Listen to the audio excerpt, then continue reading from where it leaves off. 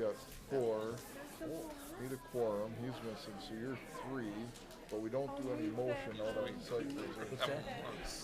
I know. It's gonna be terrible. What you guys should Wanted that do is passed like out. pick up like Market County I've Board, got a zoning people put in and then film, Oh, sure. Abraham got it over yet, so we've been kind of using it.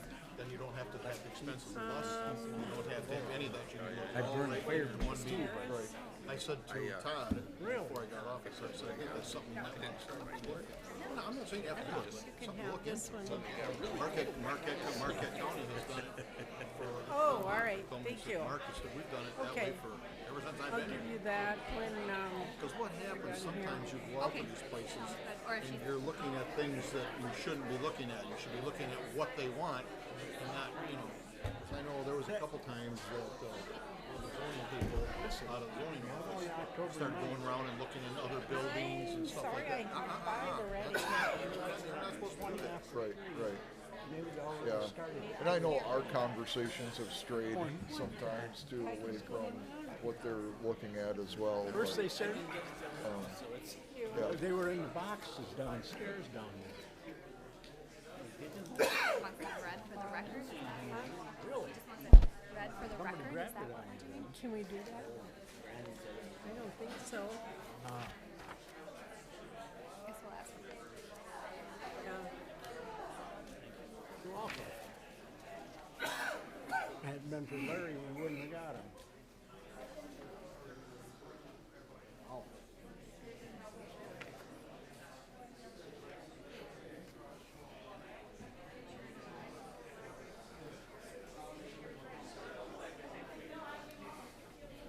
I would have gone along with the 2.8% or whatever it is. Did you get one of these? Maybe send it down to everybody. I don't know. There's 2 additional ones that want to They want to have their know. comment read. I told them I couldn't do it.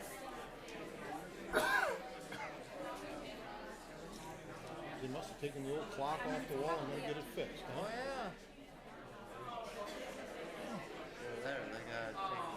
Been on the board 19 years and it hasn't worked since I've been on. I always looked at that too. Is this the same thing that you had? Yeah, I just didn't have enough copies. Okay. So we have 5 people signed up for public comment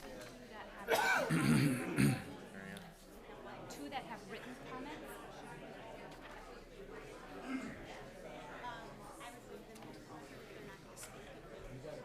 Well, we have 5. For zoning, we just have one item, or just one visit, and I don't think there's much else on the agenda, just the normal stuff. So, it should be fine. The county board must do a better job of Should be a pretty lightweight schedule. comment. County which provides water lakes tourism organization not to fund a critical service such as They won't even give it to us now. We got to go out and Are you reading those incorrected or I am? bother the people. Board supervisor compensation for that. He can't be Okay, getting that. so you can have the pretty one. He can't. Supervisor compensation. Oh, he's getting good money already. All right, it's 7 o'clock. I'm going to call the meeting to order. Order. Thank you. Megan Cap will take the roll call. Mr. Bonfiglio. Mr. Piaski. Here. Mr. Tim. Here. Mr. Cap. Here. Mr. Eckstein. Here. Mr. Jarvis. Here. Mrs. Collada. Here. Mr. King. Here. Mr. Peterman. Here. Mr. Lauer. Here. Mr. Kirschner. Here. Thank you. Now we'll stand for silent prayer and pledge of allegiance, please.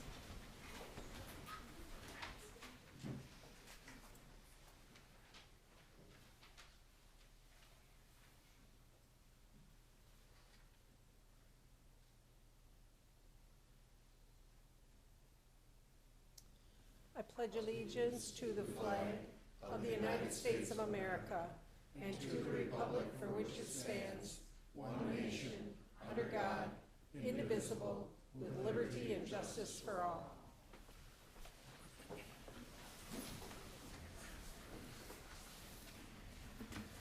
entertain a motion to approve the agenda. Motion by Mr. Eckstein, second by Mr. Piaski. Any questions or comments? All in favor? Aye. Opposed, same sign. Now I'll entertain a motion for the approval of the minutes of the September 17th, 2019 monthly meeting. Motion by Mr. Cap, second by Mr. Jarvis. Any questions or comments? Hearing none, all in favor? Aye. Opposed, same sign. Next, we'll have public comments, and the first person turning in her slip is Judy Newland. Judy, you'll be limited to 3 minutes. I'm Judy Newland, and I live in Pine River, and I'm here for a comment on supporting the Winnifox Library System budget. One of the things I use the library for is book club. It allows me to share ideas with others, especially on nonfiction books, where we learn about a wide range of topics, including history, different cultures and countries, science, and current events. We need to have a sufficient number of copies of each book each month for all the members so that they can participate. And the Winnifox system gives us that ability. Another reason I come to the library is to access the internet, printer, and fax machine. There have been times when our local telephone and internet provider in our rural area has had problems and the system was down. I found many community members using the computers at the library because they were connected to the Winnifox internet system. I also use the library to view movies and documentaries. This allows community members to have entertainment and education without having to travel to a different county to go to a movie theater. The public libraries are founded on the principle that a community needs to have access to a broad array of information in order to have not only an educated electorate, but to preserve the rights of the individual to access the information they need. Thank you. Thank you very much, Judy. Next, we have Judy Harris.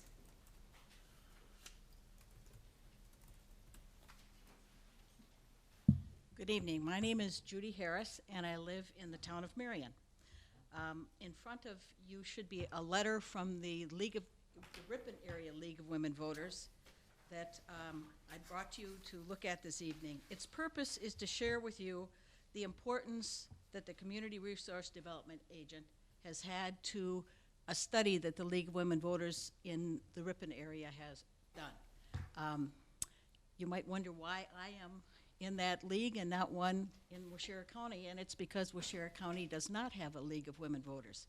So when I joined the league, I said I'll join under the condition that the work I do will be in Waushara County. So that's what I have done.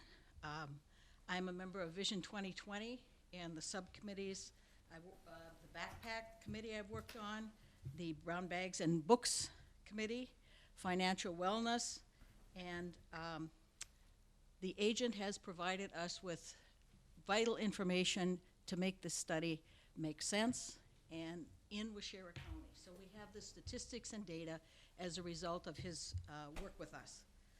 In addition, I also am a member of the Waushara County Watershed Lake Council.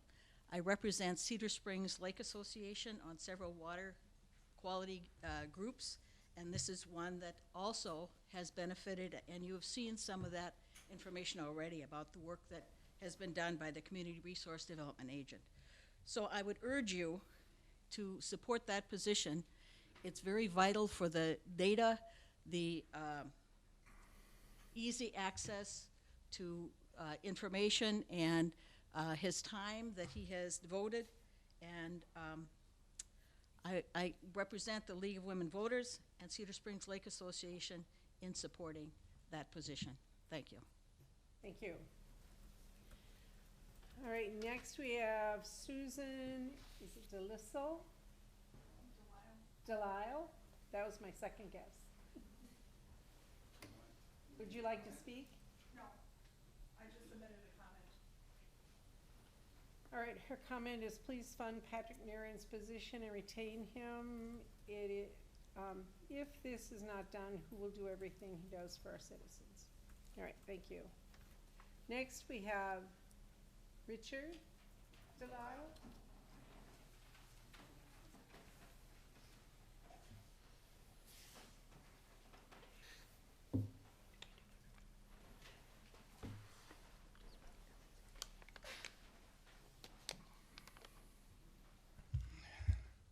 My name is Richard Delisle.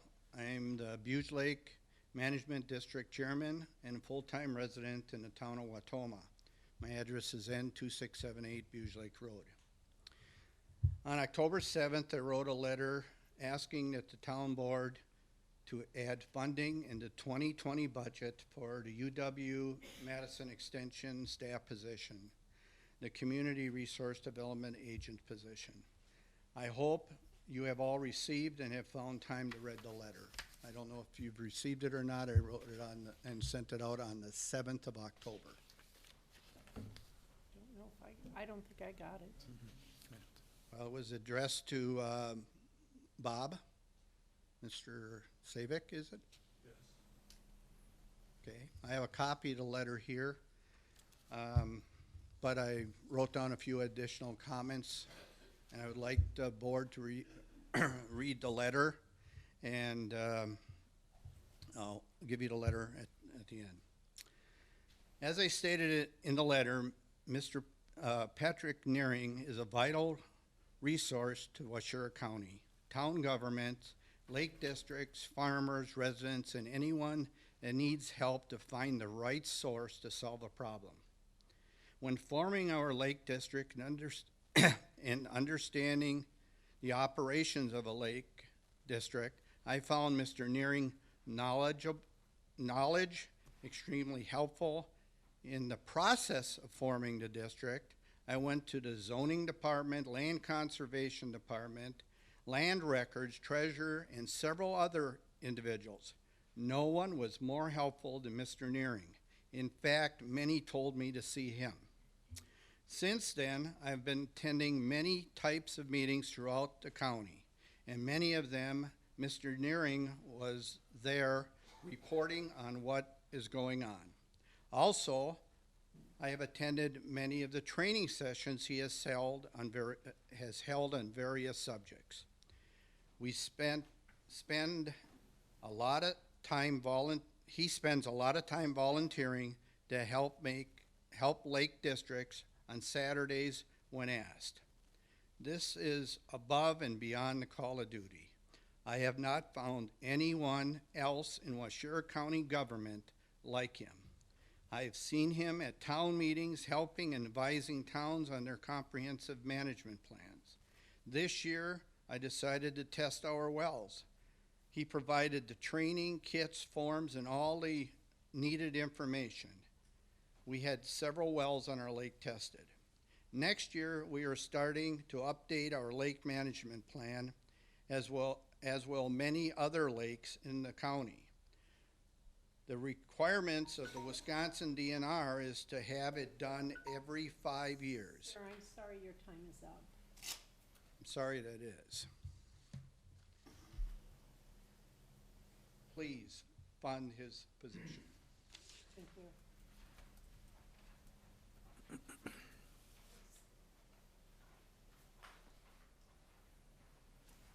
All right, next we have Mr. Bill Van Dongen.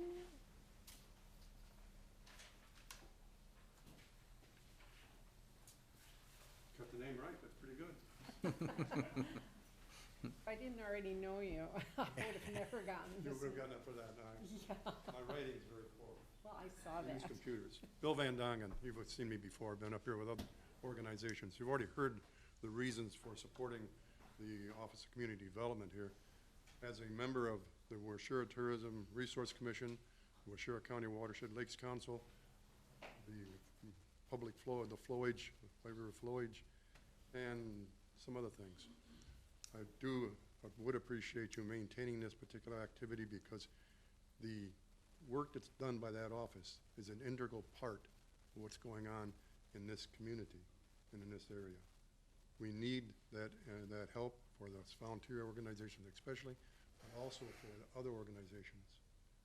I did not mention the Washura County Fair, which also is greatly improved by Dr. Marion. We would appreciate maintaining that office. Now, on the other side of the coin, so I don't get hit by my wife, she volunteers at the library.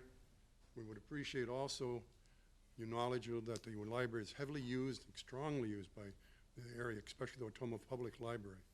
We would appreciate maintaining that funding also. Thank you much. Thank you. Ed Kissinger? Just a comment, don't need to speak. If you want to read it, that's fine. All right, with all the lakes and tourism generated by them, the county board must do a better job of supporting this major economic component. Thank you. Mark Magnuson?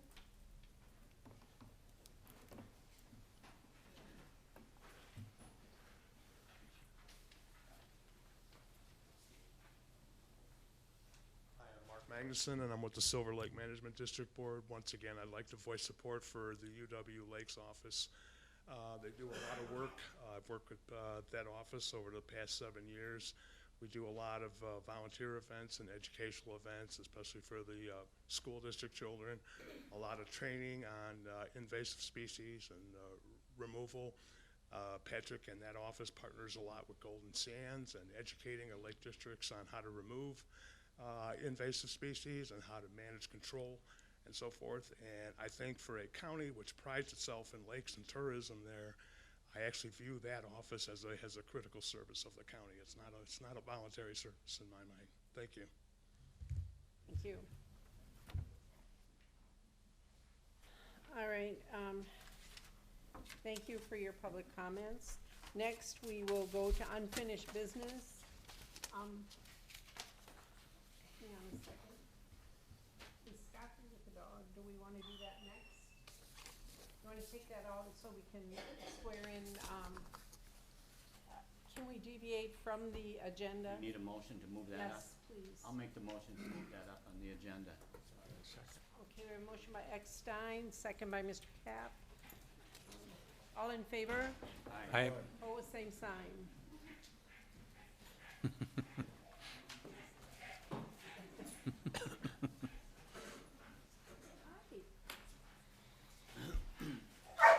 Okay.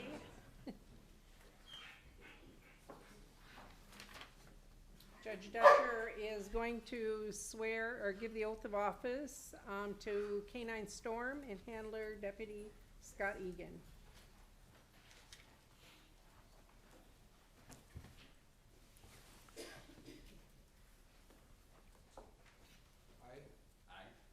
Officer Scott Egan. Officer Scott Egan. Having on this, the 15th day of October, 2019. Having on this, the 15th day of October, 2019. Being a sworn deputy of the Washira County Sheriff's Department. Being a sworn deputy of Washira County Sheriff's Department. Do hereby solemnly swear on behalf of K-9 Storm. Do hereby solemnly swear on behalf of K-9 Storm. That I will support the Constitution of the United States. Uphold the Constitution of the United States. The Constitution of the State of Wisconsin.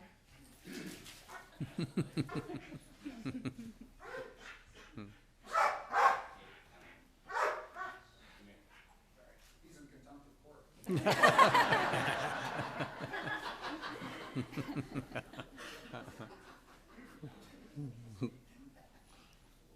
think we're on the Constitution of Wisconsin. And will faithfully discharge the duties And will faithfully discharge the duties of Deputy Sheriff of Washira County of Deputy Sheriff of Washira County to the best of his abilities. to the best of his ability. So help me God. So help me God. Thank you. Thank you. Thank you very much.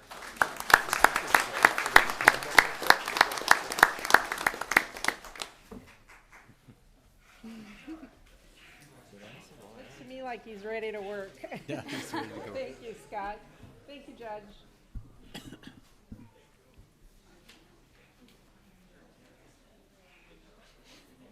All right, now we'll go back to the agenda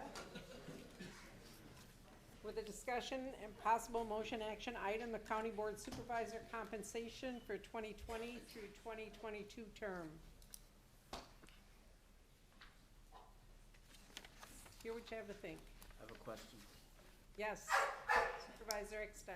Is it true that, that when we were 21 on the board, that this is, if we were getting the same per diems now that we were then? I do not remember. Well, I think we were, and that's when there were 21 of us. Now 11 of us are doing the work of 21. I just want to throw that out for everybody. All right. Any other discussion?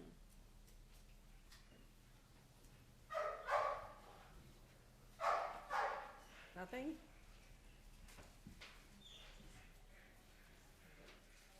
I personally am fine with the per diem structure as it is. I haven't felt like there's been a need for, you know, a more increase in any way. But just one voice of 11.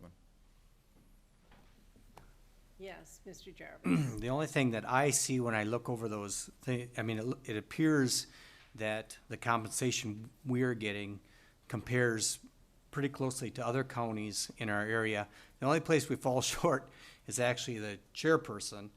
In most places is quite a lot more, and just from what I've observed, the amount of time it takes, probably that's one place I think I could see us increasing, because that's quite a lot more work than a normal chair or a normal supervisor. That's my own opinion. So. Thank you. And I would say like a double it. So. Any other comments?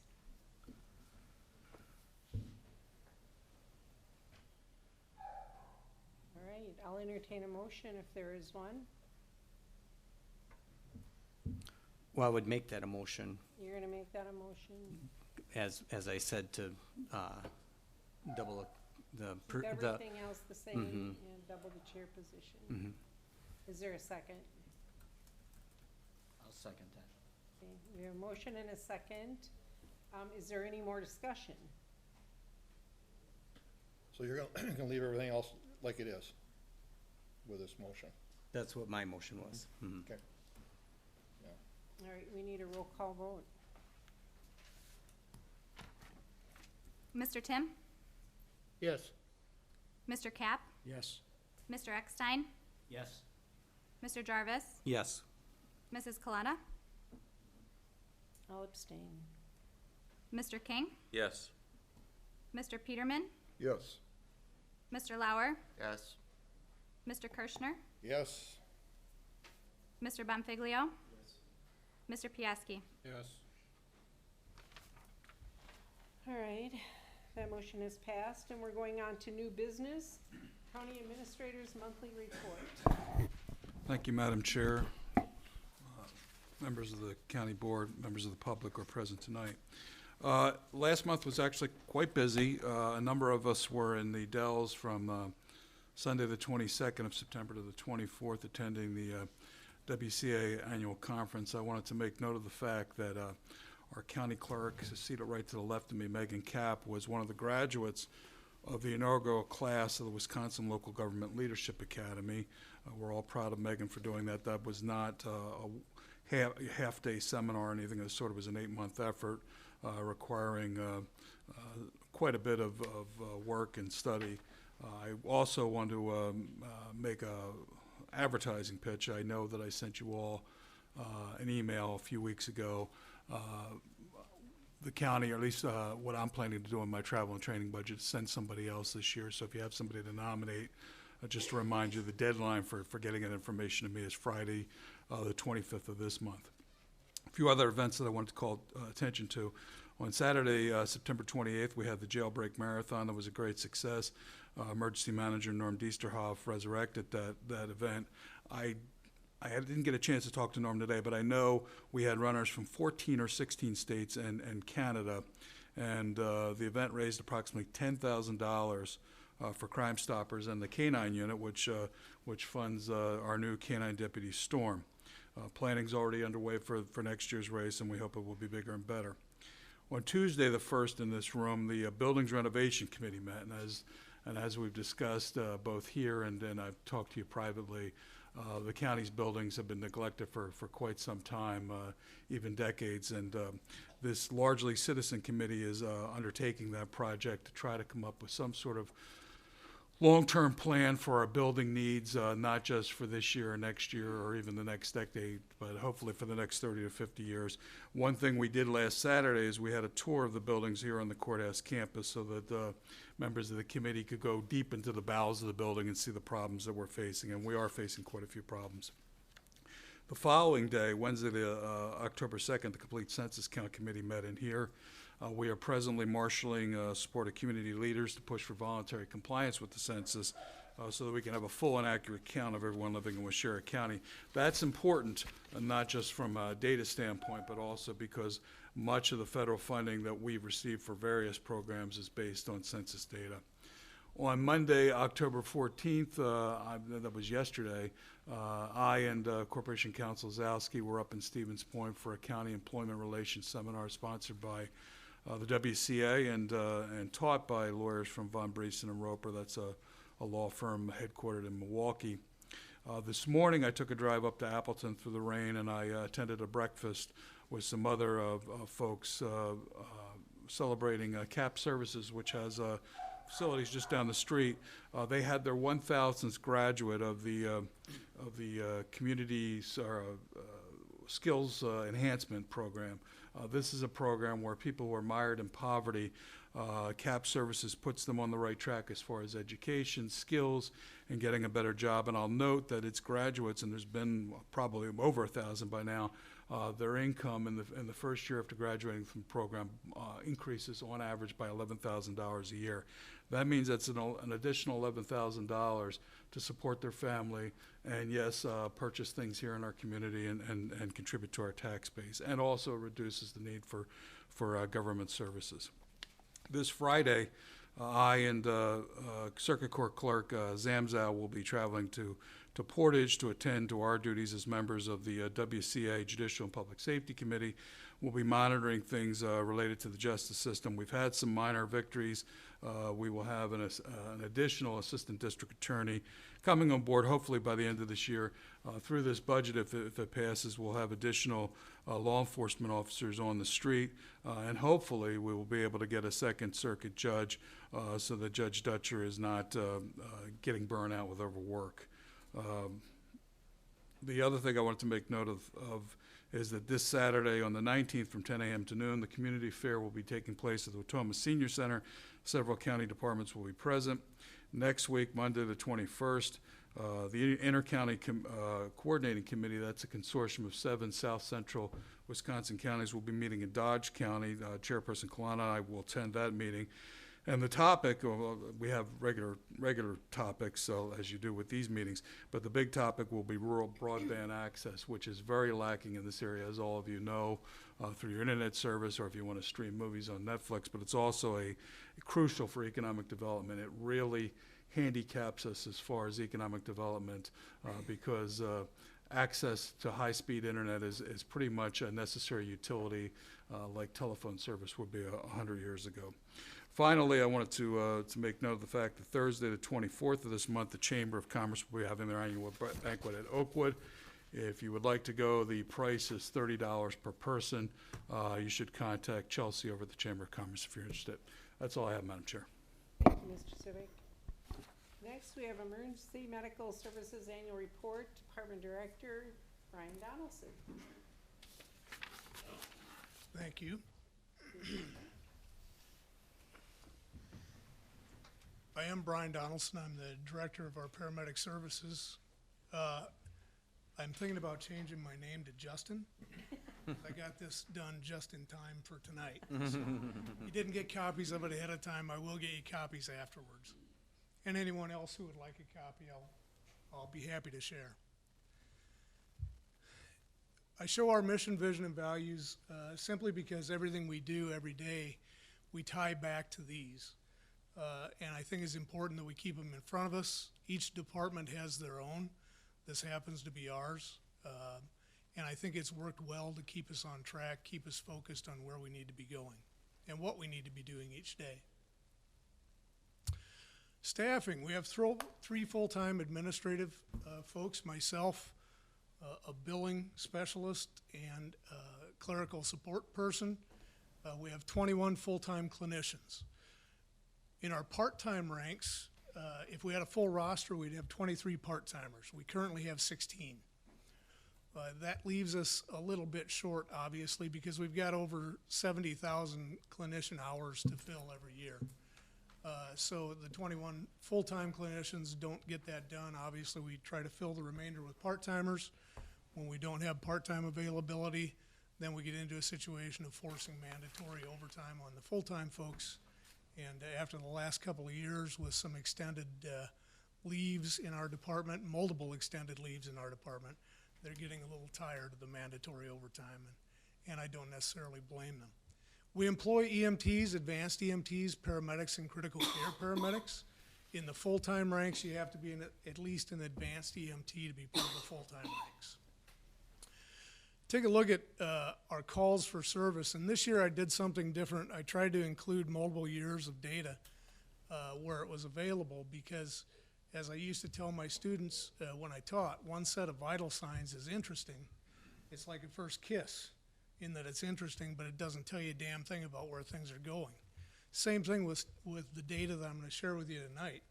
If we had one set of data, it wouldn't tell you much. It would tell you where we're at today, but wouldn't compare against anything else. So that's why I've included multiple years. You can see back in 2014 through 2018, with the exception of 2016 when we served the vast majority of Adams County for a few months, we're pretty steady at 2,700 calls a year.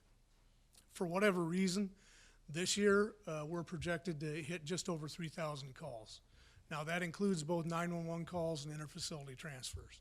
That number we've been projecting since early this year, and this projection was based on data as of October 13th.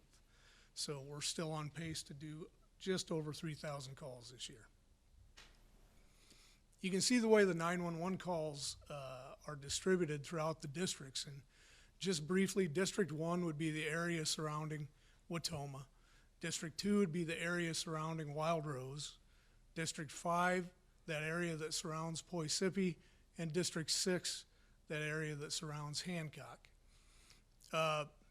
We also contract for coverage in Marquette County for 1.5 townships there, and we contract for coverage in Adams County for 3 townships there. So that accounts for the District 1 Marquette County and the District 6 Adams County.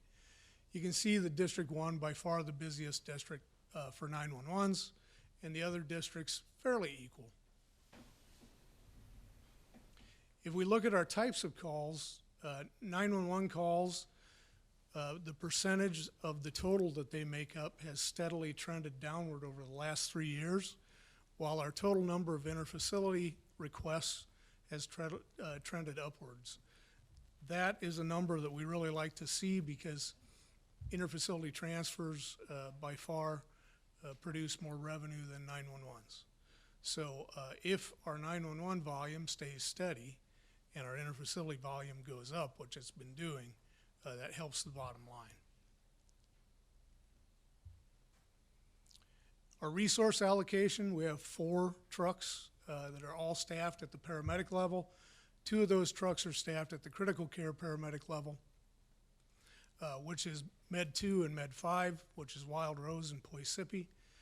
You can see in the 911 calls that Med 1 fields the vast majority of calls, followed by Med 2, Med 6, and Med 5. For interfacility transfers, as you would expect, Med 2 and Med 5 shoulder most of the burden there because they are critical care units. So they're each running close to 40% of the interfacility transfers each. When we pull the 911s and interfacilities together, we can see that Med 1 still pulls 38% of all calls, while Meds 2, 5, and 6 are a little closer, which is what we would expect to see, or what we'd hope to see. The unfortunate part, if we go back just a moment to the interfacility transfers, you can see Med 6 in 2019 only 10%, and the previous 2 years only 12% of all interfacility transfers. Before Adams County had a much more reliable ambulance service like they have today, we pulled a lot of transfers out of Mountain View. That was about 3 years ago that they switched over. So at that time, we lost a lot of transfer business out of Mountain View, which in real dollars equated to a few $100,000 annually.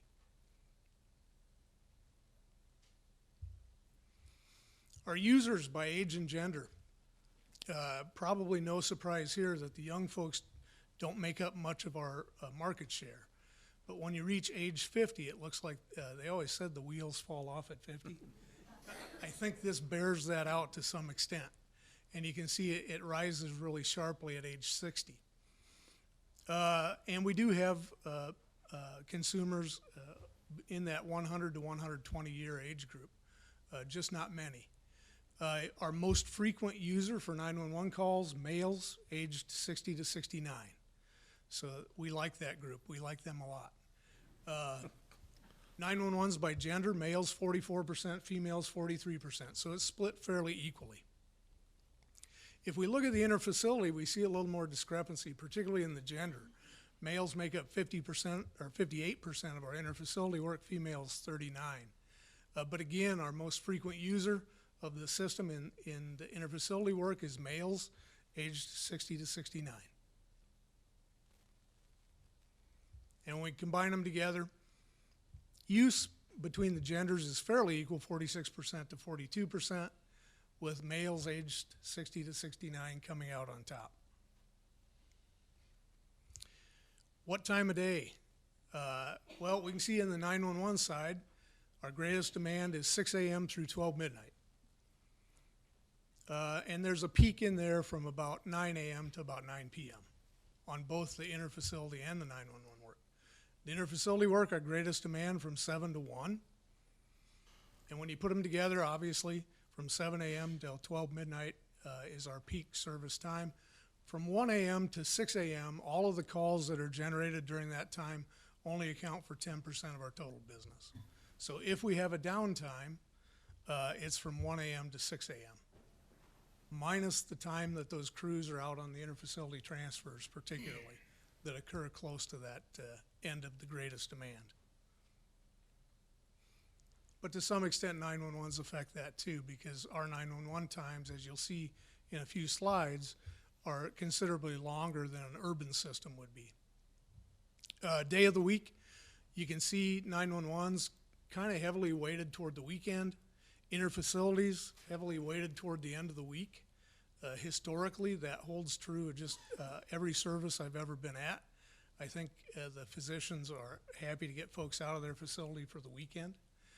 But when you factor them both together, you can see it's fairly equally distributed throughout the week.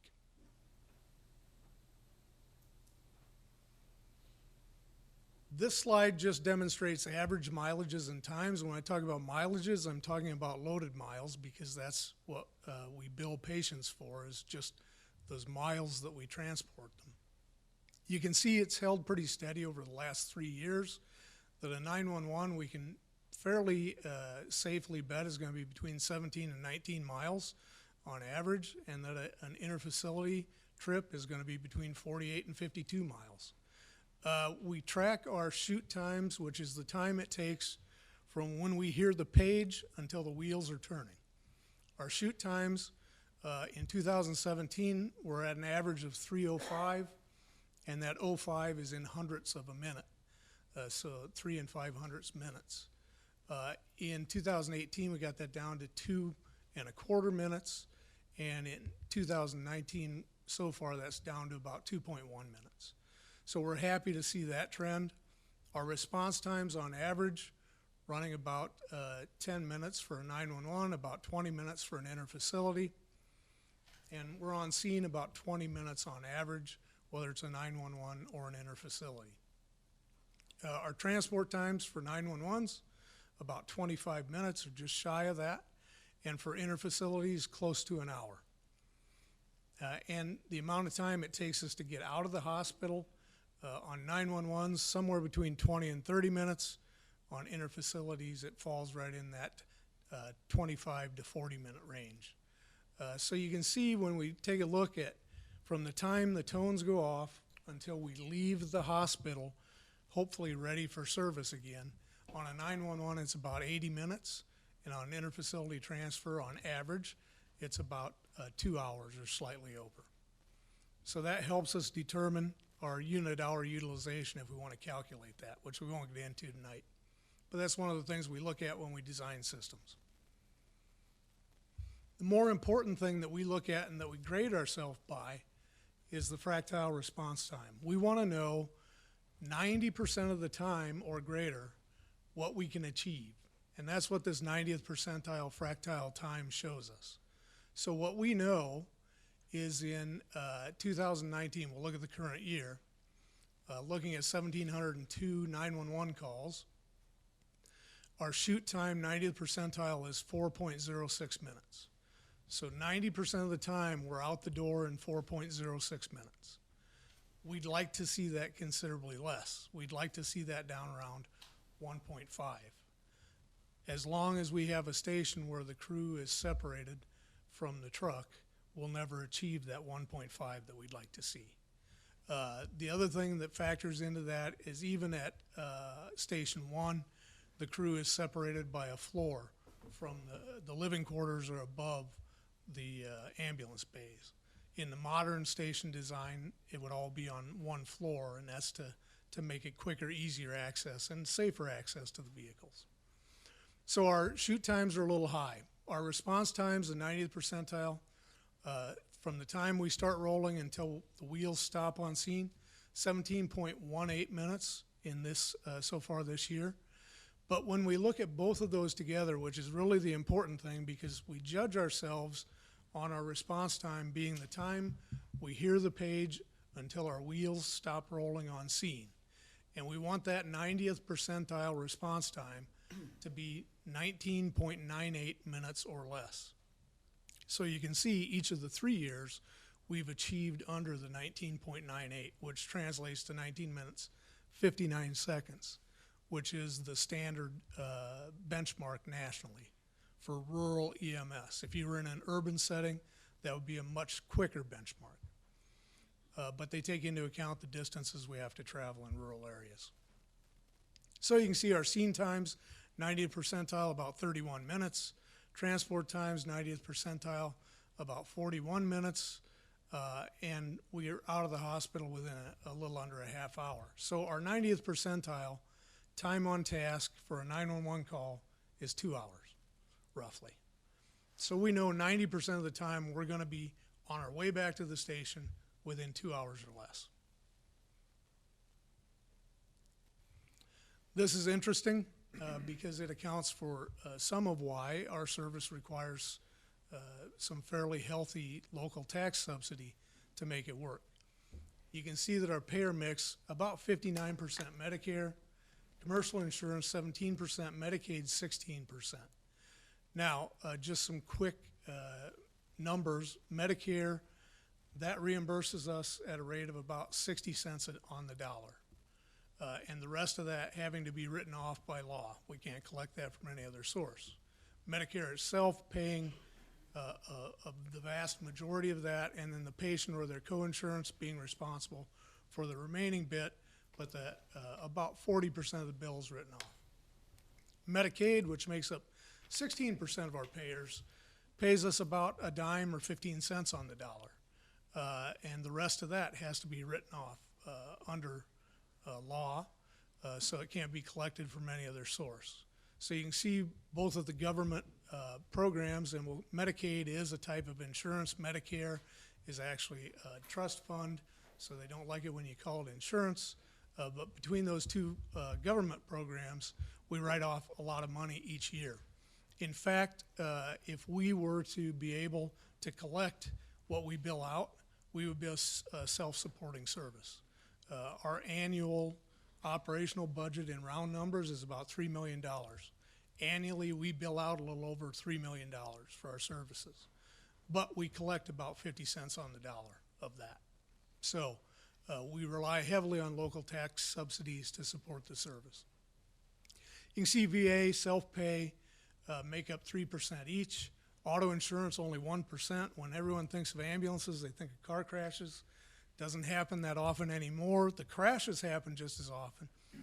The engineering has gotten so good that our services aren't needed most of the time. Facility contracts, we contract with places like the the sheriff's department, we contract with some of the healthcare facilities. That makes up about 1% of our business, and workers' comp is less than 1% of our business. So, and again, I didn't want to go over all the data in detail. It's boring to me to sit and look at all day. It would bore you to tears to sit here and talk about it. So, I want to move quickly through that because you'll have a copy of it you can refer back to if you want to. Let's talk a little bit about our accomplishments. I want to spend a little bit of time there. We were lucky a couple of years ago. We got a seat at the adult table. We've been able to keep seats at the adult table now. I serve on the board of directors of the Wisconsin EMS Association. I serve as their treasurer, and because of that, I serve on their executive committee. The reason that's important is that gives us a voice in Madison, because the legislators come to our association offices and ask for feedback on bills that they are either proposing to sponsor or looking for co-sponsorship on. So it gives us a voice in what's happening in our industry at the state level. That's important. I also author for their magazine, which is called EMS Professionals. Had an article in there this last month about the Medicaid crisis. I talked about Medicaid reimbursing 10 to 15 cents on the dollar, and that article just went in depth into that, and it was the first step the association is going to use to create a grassroots effort to talk to the folks in Madison to get those fee schedules looked at and adjusted, because in the case of Medicaid and ambulance services, they've not been looked at in over a decade now. I also sit on the publications committee of the National EMS Management Association, and because of that, I have a place on the editorial board for EMS Director Magazine, which is a national publication that goes out to all the subscribing EMS directors and all the NEMSA or NEMSMA members throughout the U.S. and Canada. So that, again, gives us a voice in what's going on in the industry at the national and international level. We've tried to do everything we can to harness the power of technology to improve care and to improve outcomes. We don't just go after technology because it looks cool and sounds neat and is fun to play with, although sometimes it is. We currently are in the process of replacing our weekly internal newsletter with a podcast. And the reason for that is when I tracked our newsletter distribution through email, which you were all on the email list for a while, I found that over half of our people discarded the email without ever opening it. So while the newsletter made me feel good, and it made me feel like I was communicating very well and everything they needed to know, it wasn't doing anything if they didn't open it. So one of the things with the generational change in the workforce is they want to find their information in different ways. Newsletters are an old way of doing business. I was stuck in the old days. Podcasting, after I did some research, is the way that a lot of companies are going now. We're going to try it, see if it's more effective. We've recorded our first podcast. We've not released it yet because we've got some editing to do on it, but it's also more time efficient. A newsletter was taking 2 to 3 hours a week to compile. A podcast, we can do a half-hour podcast with setup and tear down and everything else in about 45 minutes. So we think it's going to be a good way to communicate. We think it's going to be an efficient way to communicate. Time will tell. We've been working with GIS to look at our districting. I told you we have 4 districts right now that extend outside, 2 of them extend outside of our county. But one of the things we wanted to look at, GIS has the capability to do drive time studies, where their software looks at the roadway segments, their speed limits associated with each segment of that roadway, looks at all the demand points throughout the area, and can calculate drive times. That helps us in our district formation. One of the things we're finding, and we're early in the process still, that data is going to be very interesting when it's completely compiled. We've started to do that now with the help of Zach and GIS. But we're going to find our district boundaries might need to shift just a little bit to provide better service yet and more easily meet that 19.98 minute benchmark for response times. It'll also help us with station location on the east end. It'll also help us determine posting locations, because we use a dynamic deployment model, because we so often have resources allocated outside of the county that we need to shift the remaining resources to cover the county in the best way possible. GIS is helping us with that software technology to determine where those places should be and where the vehicles should shift in given situations. So it's really, GIS, I've said for a number of years, is probably the most underutilized resource by our industry, because they can provide us so much information that helps with system design. The other thing we've added this year and are just getting ready to release is a Handtevy app. Handtevy was developed by Dr. Peter Antevy, who's a pediatric emergency department doc down in Parkland, Florida. He developed this app for helping with pediatric medication dosing. Because we deal with pediatrics so little of the time, if you remember from those earlier slides, about 5% of all of our patients are pediatric, 4 to 5%. So we don't dose medications on them every day like we do adults. So rather than try to get people to be able to commit the different dosing to memory, this app helps them do it. It also records drug dosages during cardiac arrest for pediatric patients and adult patients. And that's cool enough if it stopped there, but it doesn't, because then it takes that data that it has given you and it uploads it to our electronic patient care report. So we can import that data from a call, from a high acuity call, have exact dosages, exact times, imported directly into the patient care record, which is extremely important. The other app that we were an early adopter in this one, we signed on about 2 years ago. We still haven't pulled the plug or pulled the trigger on it yet because they were working with some local receiving healthcare systems. It looks like most of them have it in place now, so we're very close to pulling the trigger on the Pulsera app, which is helpful in STEMI patients, which is heart attack, stroke, sepsis, and trauma patients. And what that allows us to do is consult from the patient's side with the receiving specialty or subspecialty physician. So we could be at the side of a patient having heart attack. We can upload the data from our monitor, share it with the cardiologist at the cath lab, who can communicate directly back to us at the scene.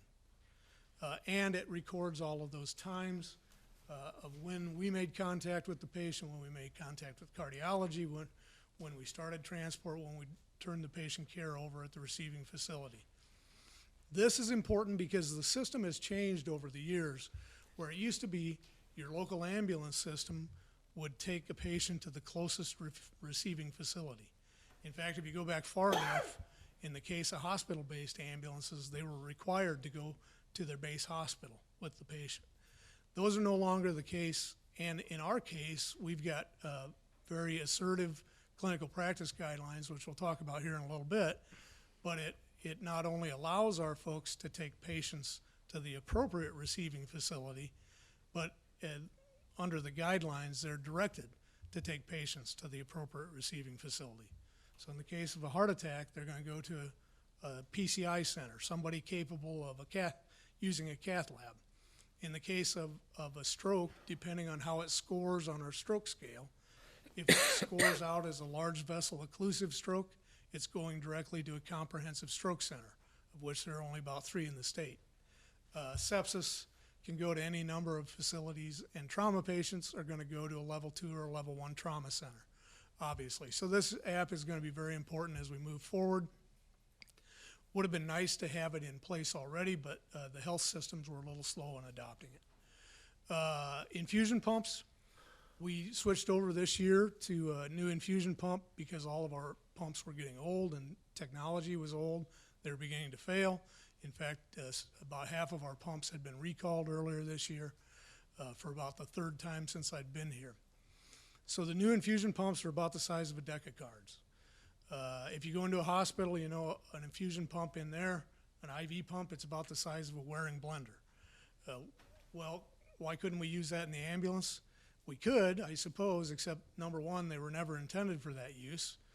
But number 2, if you got a patient on 3 or 4 or more infusions, It's really tough to put all that into an ambulance, and if they're on a ventilator, you gotta get the vent in there. They may have other things going on that occupy space as well. So this was extremely important that if we were gonna upgrade our pumps, so we found one that was more space friendly, and we did.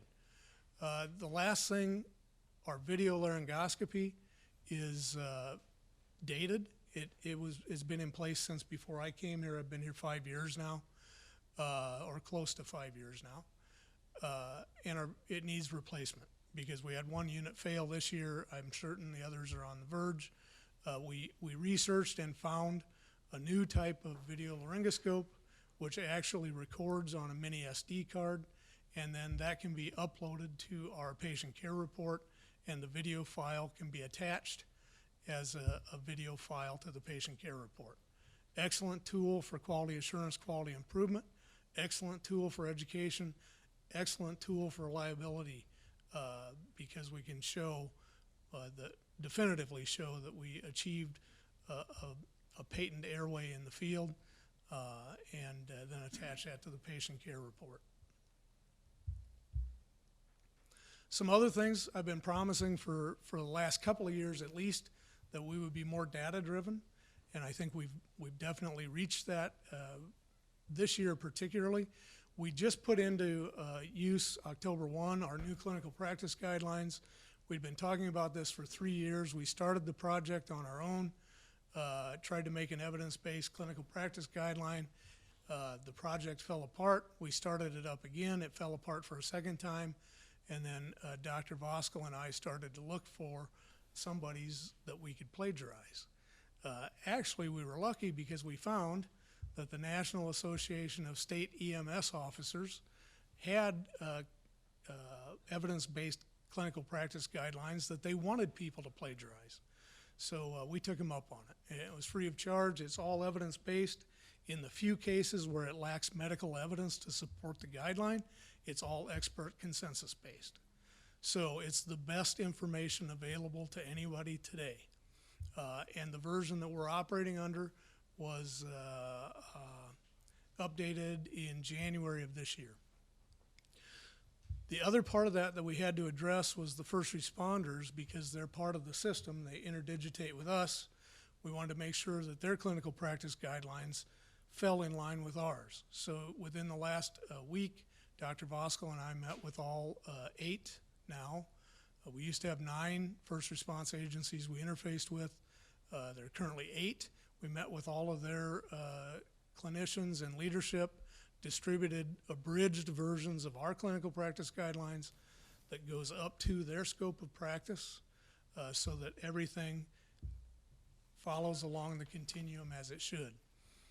To make that easier, the state allows EMRs now to provide some medication therapy, but since those folks don't do this on a daily basis like our folks do, we wanted to make sure we could avoid dosing errors and things like that. So we've kitted the medications that they'll be using with the equipment necessary to use those medications, and they're vacuum sealed, and a list of step-by-step directions on each package.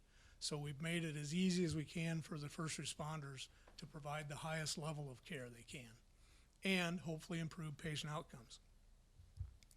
The other thing we've been using the data for is, as I said, districting, dynamic deployment. We use it for operational decisions almost on a daily basis. So we have really tried to drive our practice using data. Another thing we've done, we've continued to restructure the patient billing process. We've restructured, we haven't yet, we're in the process of restructuring, working with Ruth, our workflow to shorten the time from pre-collections to collections. We think we can shorten that time frame by about 30 days from where it is right now. And as I think Ruth will agree, the sooner she gets the record to start collections processes, the more meat is left on the bone, and the more likely we are to collect on that. So that's going to be an important improvement we're in the process of making. We've implemented auditor compliance measures on write-offs. For a number of reasons, we have portions of accounts that need to be written off. Previously, our billing specialist was the only person who viewed that when it was written off. The auditors said to avoid any impropriety or appearance of impropriety, you need to have a second set of eyes on that. So I became the second set of eyes on that. We've had that in place for a couple of months now. Our folks and our office staff obtained National Academy of Ambulance Compliance Certified Ambulance Documentation Specialist training this year, because one of the things, not only is good documentation great for reducing liability exposure, but it's a necessary part of the billing process. So people need to do a good job of documenting. So we wanted to make the investment there, and we wanted to give the office staff some street cred by giving them the same training and certification as the clinicians had, because they're the ones tracking down the clinicians if they find something that needs to be addressed in the documentation. We also implemented crew documentation counseling, where we bring the crews in as close to real time as we can. If we find a discrepancy that needs addressed in their documentation, we sit them down, we go over it with them, make sure they understand what they could have improved upon. That happens within usually anywhere from a day to a week of the event, so it's still fresh in their memories. Then we decided that was really inefficient because we were bringing trucks from all over the county to have these counseling sessions. So we're in the process of launching that crew documentation counseling via teleconference. So they can be at their station in their district, we can be at Station 1 here in Watoma, and we can still have a face-to-face with them, provide them with the information they need. One of the last things I wanted to touch on, we're developing personnel. As you remember from one of those early slides, we're short on part-time folks, and that's not good. But we also need to develop those folks that are already within our ranks. So we've focused on leadership education with our shift leads. We've provided them with formal programs by some of the subject content experts from across the country. And we've also, in more recent weeks, been working with Greg Erickson from DHS on some team building work with our shift leads. We continue to strengthen our medical education for our clinicians. One of the things we found is it's cheaper to bring folks in to provide quality education than to send our folks to the Four Winds to receive that education and sometimes not receive great education. So last month we had Kenny Navarro here as an example. Kenny is a professor with University of Texas Southwestern in Dallas in their medical school. He's also the editor for the American Heart Association written materials. He did our advanced cardiac life support class last month. We bring folks like that in. It's actually more cost effective than sending our folks out for education. And we can control the quality. We've increased the education for our billing and clerical staff. The documentation, just an example of that. Working closely with the 4 technical colleges in our area. We're represented on 3 of their 4 program advisory councils. I serve on 2 of them, and one of our paramedics serves on another one. We're contracted with all 4 of those to provide field internships for students. That's important because it gives folks their first exposure to us as a potential employer. And it gives us our first exposure to them as a future potential employee. So that's really an important part. And we participate in their job fairs whenever invited. And I think I just received an invitation for another one last week that's coming up in a couple of months. So we'll be participating in that. We, for the first time, have purchased a booth at the WEMSA conference, which is going to be held in November at Wisconsin Dells. And we purchased that booth for the sole purpose of recruiting part-time personnel. That conference is attended by several hundred licensed EMS personnel from across the state. So our folks are pre-screened. The folks that'll pass in front of that booth have what we're looking for, potentially. So we hope to spark an interest as they walk by and engage our folks at the booth and get them to apply. We've made it easier to apply to become a part-time person in our department. It used to be that jobs had to open up, be posted, and then you could apply for a given period of time, then that would close down again. In the case of our part-timers, we've worked with HR to get that application process open all the time. So we now accept applications for part-time positions year-round. which has been extremely helpful. So, we've accomplished a lot of good things. Here's our challenges that we're still facing. Qualified and quality part-time staffing pool, because the numbers available continue to shrink. What can we do to attract them here? We're not certain, but we're trying a number of different things. Broken reimbursement model for Medicare and Medicaid. We're working on the Medicaid part because that's a mostly federally funded program that's administered at the state level. So we're working with the legislators to try and get that fee schedule changed. We have half a chance of making some progress there. I'm not young enough to see progress made on Medicare probably ever. That's a fully federal program. You've seen that there are some real challenges at the federal level to accomplish things. So I don't have a lot of hope, not to be negative, that's just to be realistic. We lack some administrative functions and succession planning in our department. There are some things that I just can't get to in the course of a day. I can't get to them in the course of a week, a month, and the piles on my desk get higher as the days go on. I put out what fires need to be put out, and I move to the next one. So at some point, and I've asked this group before, and I'll in the future ask again, is that as a matter of succession planning and a matter of getting done what we need to get done on a daily basis, that we look at an additional administrative clinician. Our department culture is a work in progress. If you have done much reading at all on a business, you know that they say it takes a culture about 7 years to be built or changed, and a very short time to be destroyed.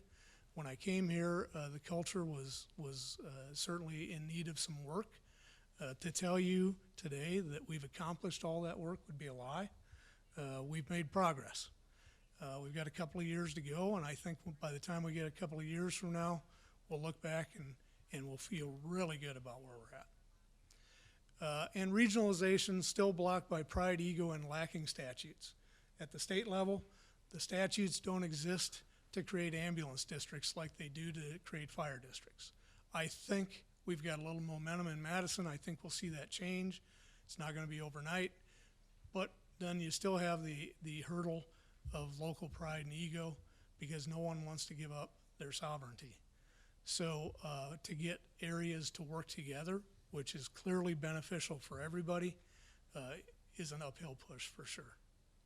But the first step of that is to make it possible at the state level. That's all I have for you. I'd be happy to field any questions or comments. Do you have questions for Brian? Answer them all. We're good. Thank you, Brian. Thank you. Nice report. Now, you said we're all getting a copy of that. Are you emailing it? I will email it out. Okay, thank you. Here, Megan. Next, we have the County Clerk's Office Annual Report, and that is our County Clerk, Megan Kapp.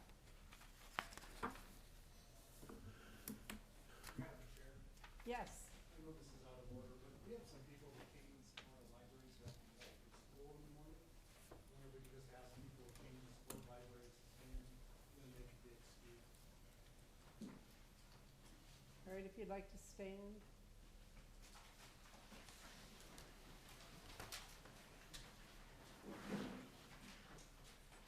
Okay, thank you.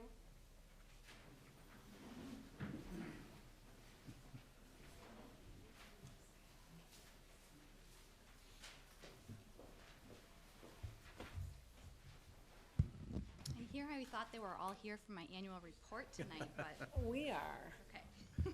That's what I we're promise to be brief. I did include my 2018 statistical report in your meeting packet, so hopefully you did get that. I'm going to touch on a few things here. I have some 2018 information, but also some 2019 information. And like I said, I'll just go through some of the highlights here.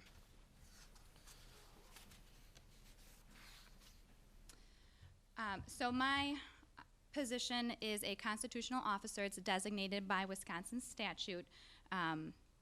There's many references to duties throughout all of Wisconsin statutes, referencing duties of the county clerk.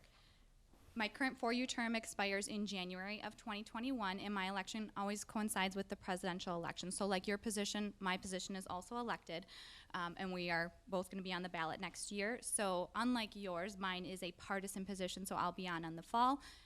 The nonpartisan offices are always on in the spring. So who are we? We're a small office, so if you haven't figured it out yet, I'm Megan Kapp, County Clerk. On the right there is my deputy, Lindsay Fear. So our office just consists of the two of us here.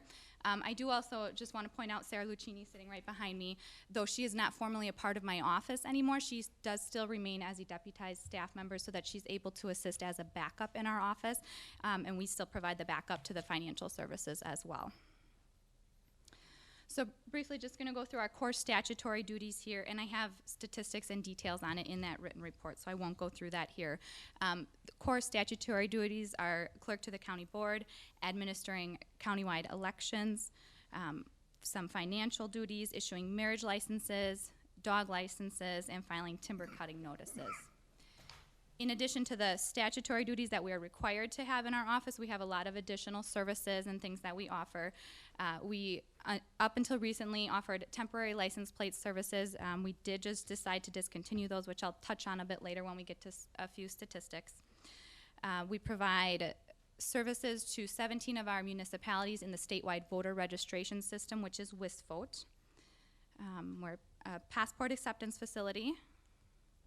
Office supply purchasing, we publish that annual directory of public officials, which are those little blue booklets that most of you have, annual statistical reports. We do some notary services and provide a lot of general information to the public, as do many of the county offices.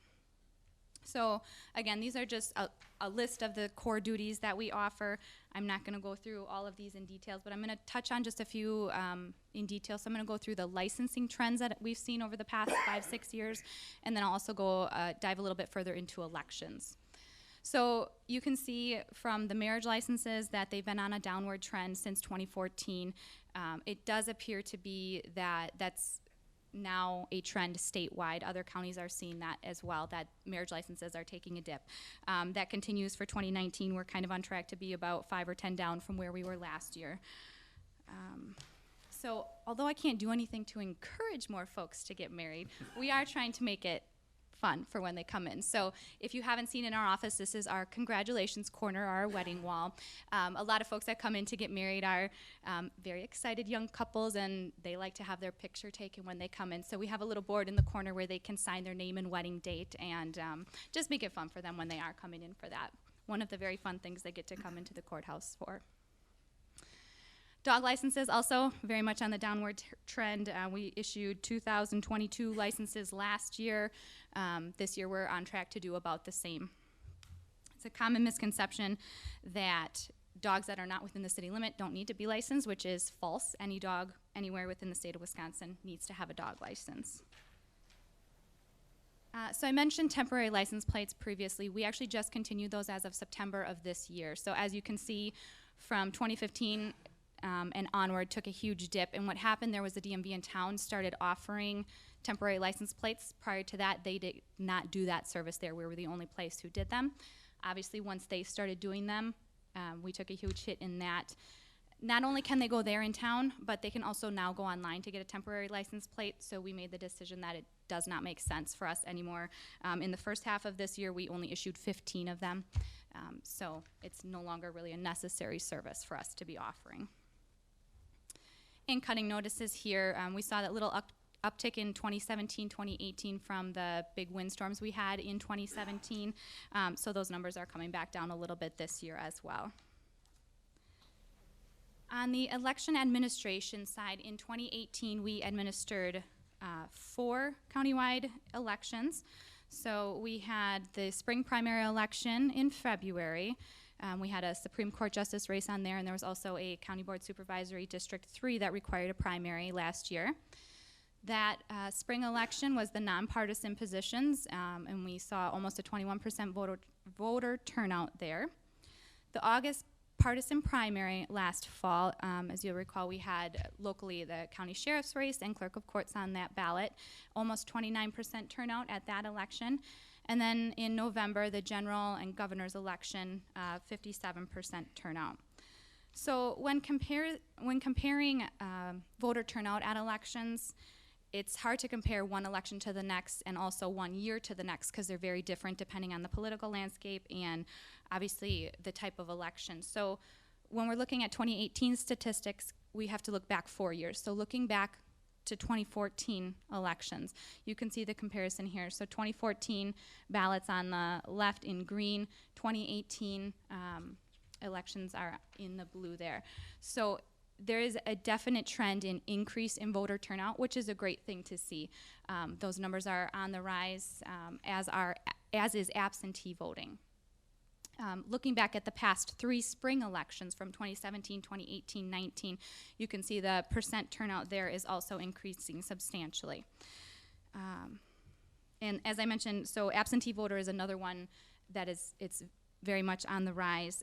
We, as a relier for 17 of our municipalities, so we enter their data for them into WisVote.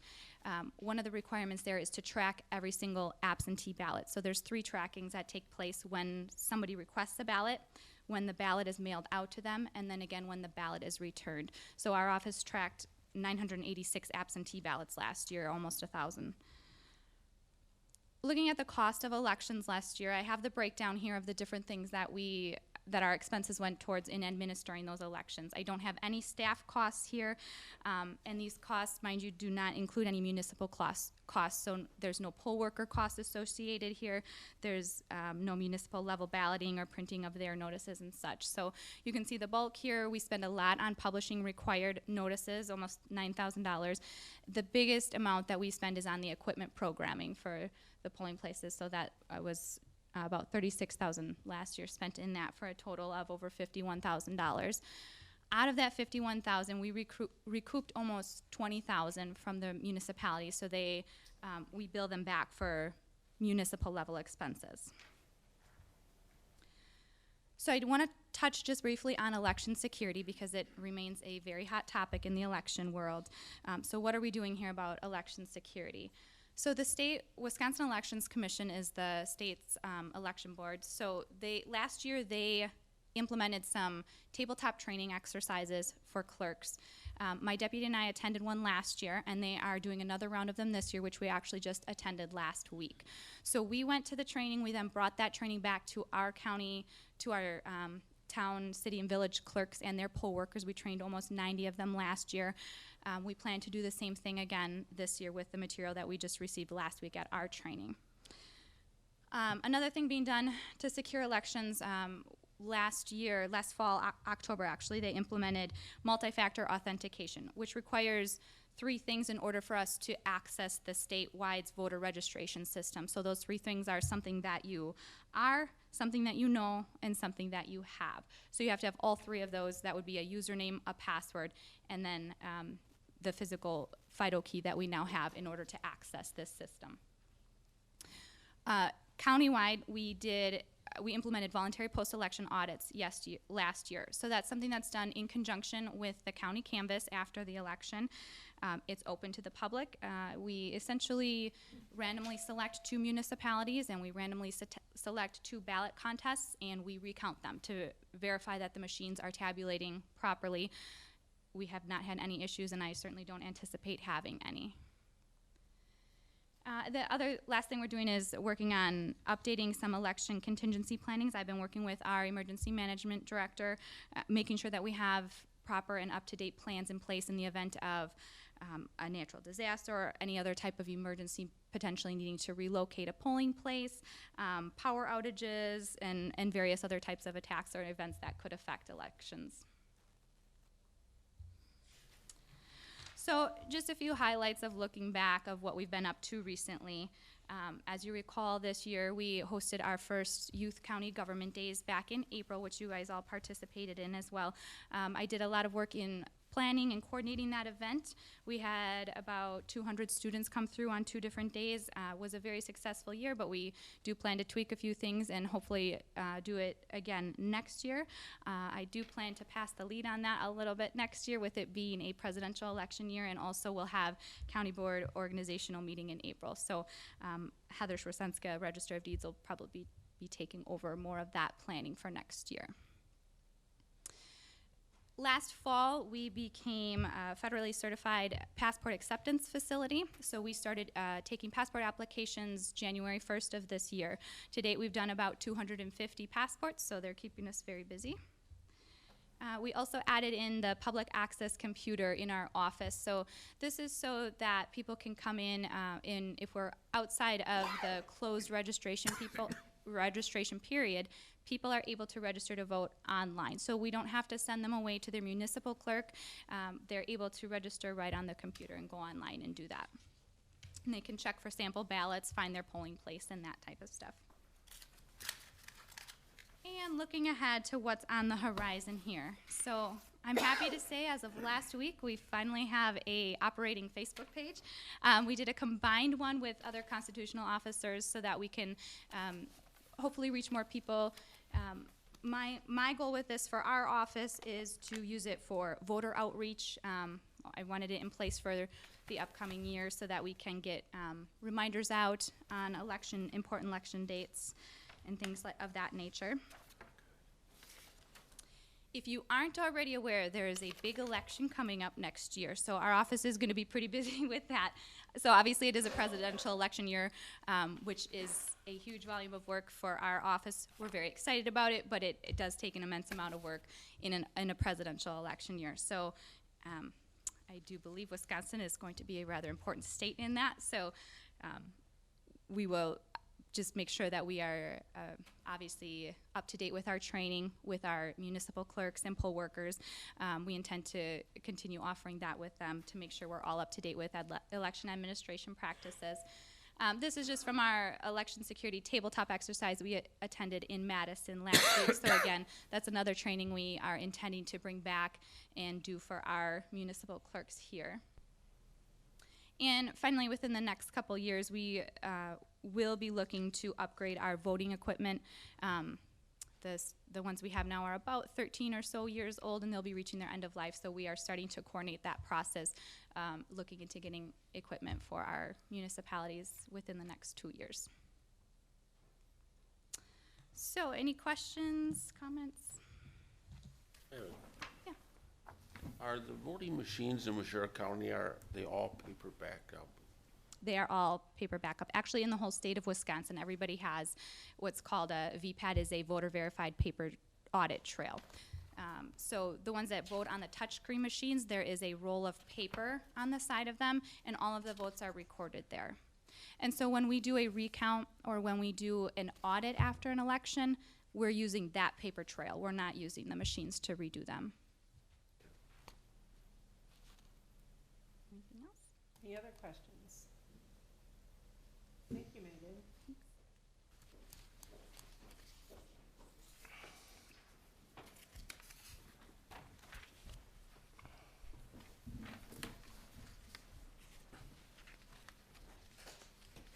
you. Next, we have discussion of possible motion action items. And the first one is proposed budget amendment number 1, Winnifox Library Systems. Larry. I move we approve the amendment as presented. All right. I'll second it. We have a motion and a second now. We are open to discussion.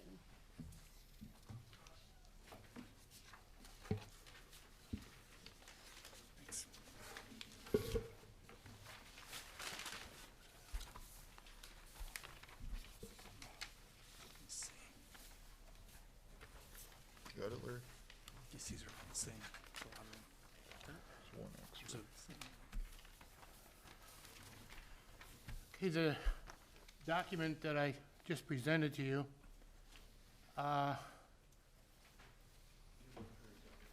What?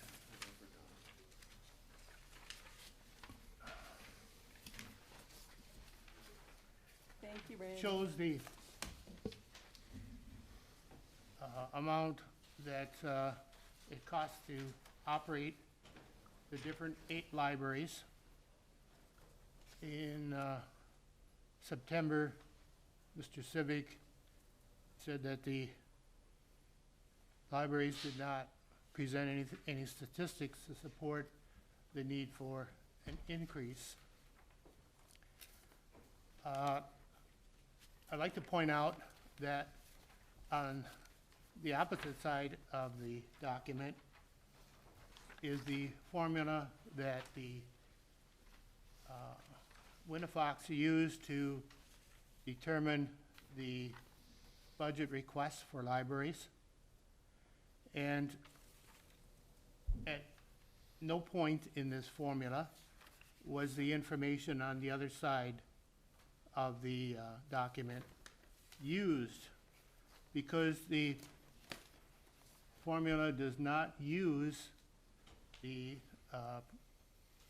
projected cost of operating the libraries in 2020 or the cost of operating the libraries in 2019.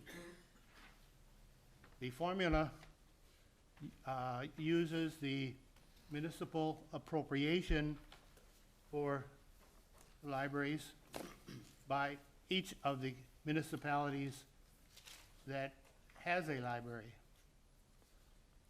In other words, what those municipalities are spending on their individual libraries. And it also, the document also shows the population of each one of those municipalities.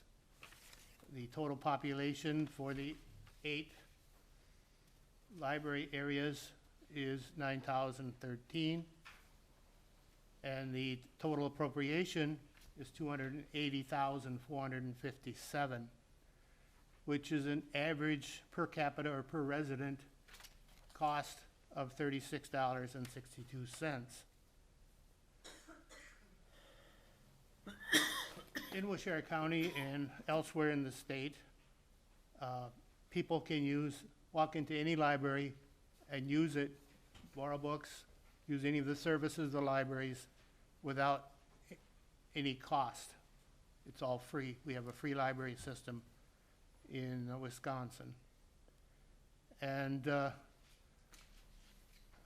since there are many people from Waushara County that don't live in an area that has a library and are using libraries in places that do have libraries, it seems only fair that they should contribute to the cost of operating those libraries as well.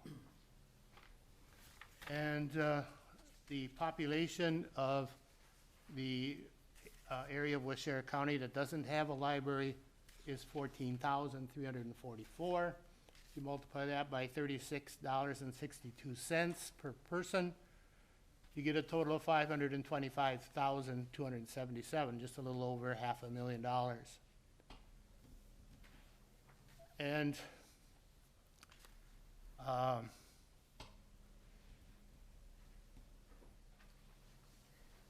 the current funding in the budget is $480,000, which means that the difference is $44,582. And to include that $44,582, we would need an increase of 9.3%. That's how Winnifox came up with a 9.3% increase that they originally requested.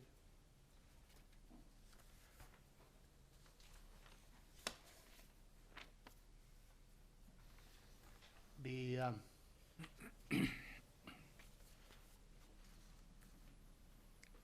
request was denied. There was no increase in the proposed budget. And the one of the items line items in that budget was for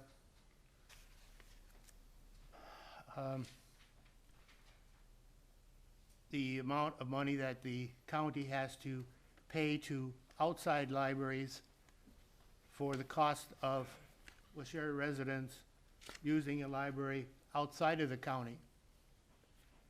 And that increase this past year was, let's see, where do I have that here? $6,725, which by law or by statute, Waushara County has to pay to those outside libraries. And that was not even taken into consideration in the original budget, because there was no line item change on that item. The Library Services Committee met, and they decided that they would ask for an amendment to the budget, and they would ask for a 2% increase to cover their costs. And the cost for the outside libraries would be increased to what the amount that they requested. The Berlin Library requested about $1,300 less, so that should be reflected in the budget. And the amount for the WCTS, the area of Winnifox that services the libraries, the request was $2,021, and that should be put into the amendment. The amount of money that the libraries are requesting is actually, as I said, not based on 2019 or 2020 projected costs.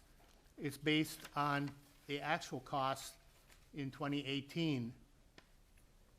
So the amount that the local libraries is getting is really based on, sort of a reimbursement for money that they've already spent, because it was spent in 2018. And therefore, the request by Mr. Civic to present data and statistics to show that the libraries are projecting a need for this money is really not valid. I've had a lot of people call me about this and request that an amendment be made. I have a letter before me that it was presented to me tonight. Actually, it was presented to Mr. Peterman. But I will read it. It says that, Dear Mr. Peterman, I have heard that the library funding is up for discussion. It sounds like the board is leaning toward a library funding position that is not sustainable for the needs of the library. My husband and I have 4 children. My husband has frequented the Pine River and Wild Rose Library since he was about 10. We have begun frequenting the Wild Rose Library as a family in the last 5 years. Libraries in rural Wisconsin are a hub of the community. They are so much more than a book digital resource hub. People come to the library for socialization and to feel connected to the community. I love walking in and being known.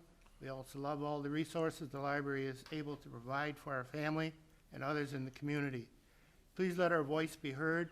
The libraries need to have increased funding to be able to provide the best services they can offer, and in turn will continue to draw people in. Libraries support face-to-face interaction in the community, and in the digital age, we need this. Thanks for listening, and it's signed Alyssa Boersma.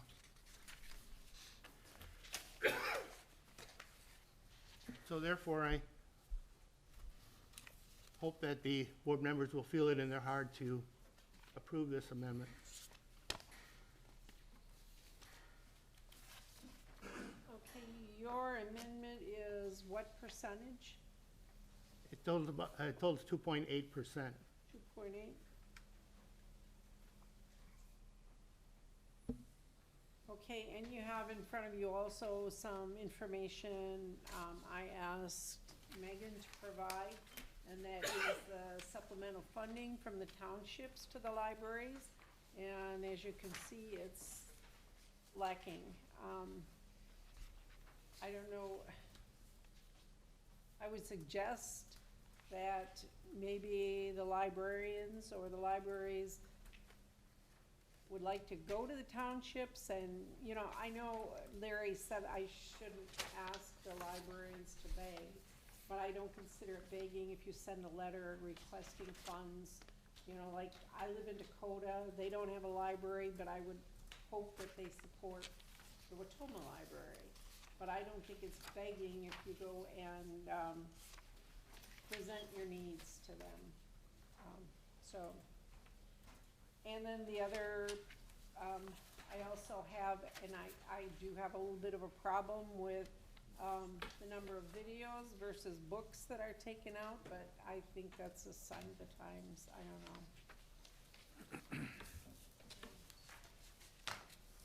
So I see that we pay out a bunch of money to libraries outside of our county. I'm not on the library board, but it's for me. Do we take in anything from other counties or other municipalities? Yes, we do. But the amount we take in is much less than the amount we pay out. Okay. There are very few libraries that owe us money for their residents using our library. One of the big ones is in Coloma. Coloma gets a lot of patronage from people living in Marquette County. They're fairly close to Marquette County. This is another But area it where I seems like think- people up in our area, go to Wapaka or Fremont or Waiwega or places like that. This is another area where I think some education could really help. You know, I don't know if all of our constituents realize that if they go and pick up a book in Oshkosh, that we have to pay $5.08 for that. The county is billed $5.08 for every book or movie or whatever they take out. And I don't think a lot of people know that. What? I didn't know that. No. You're not the only one, Brandon. There are a lot of people that don't know that. All right, anyone else? Oh, Mr. Civic. Thank you. I think the first thing we need to do, we need to frame the issues. In that this has been portrayed as people who love libraries as opposed to people who hate libraries. That's nothing of the sort. Or people who want to fund libraries as opposed to people who don't want to fund libraries. This is about best practices. As you recall, in February I presented my annual report to the board and to the public as well. And what I did was I laid out that I came here in 2017, looked and learned, found out what was going on, asked people, why are you doing this? How did this come to be? 18, I communicated expectations. In 19, I told you back in February, would have to be the year where we have to make some changes for best practices. We can go on and on about that, but just talking about the budget situation, before I came here, under the old administrative coordinator form of government, and I think this is the source of a lot of conflict, the board itself formulated the budget, and you managed the county, and that was fine. But then, when Ms. Berenger retired, you took that as an opportunity to kind of up your game a bit, and you converted to the county administrative form of government, which I'm the first person to hold that position. And when you did that, pursuant to Wisconsin law and pursuant to your action, you went ahead and relinquished that authority to the administrator. The biggest part of that authority is to formulate an annual budget. Now, I'll concede that whatever budget it looks like in its final form is up to you.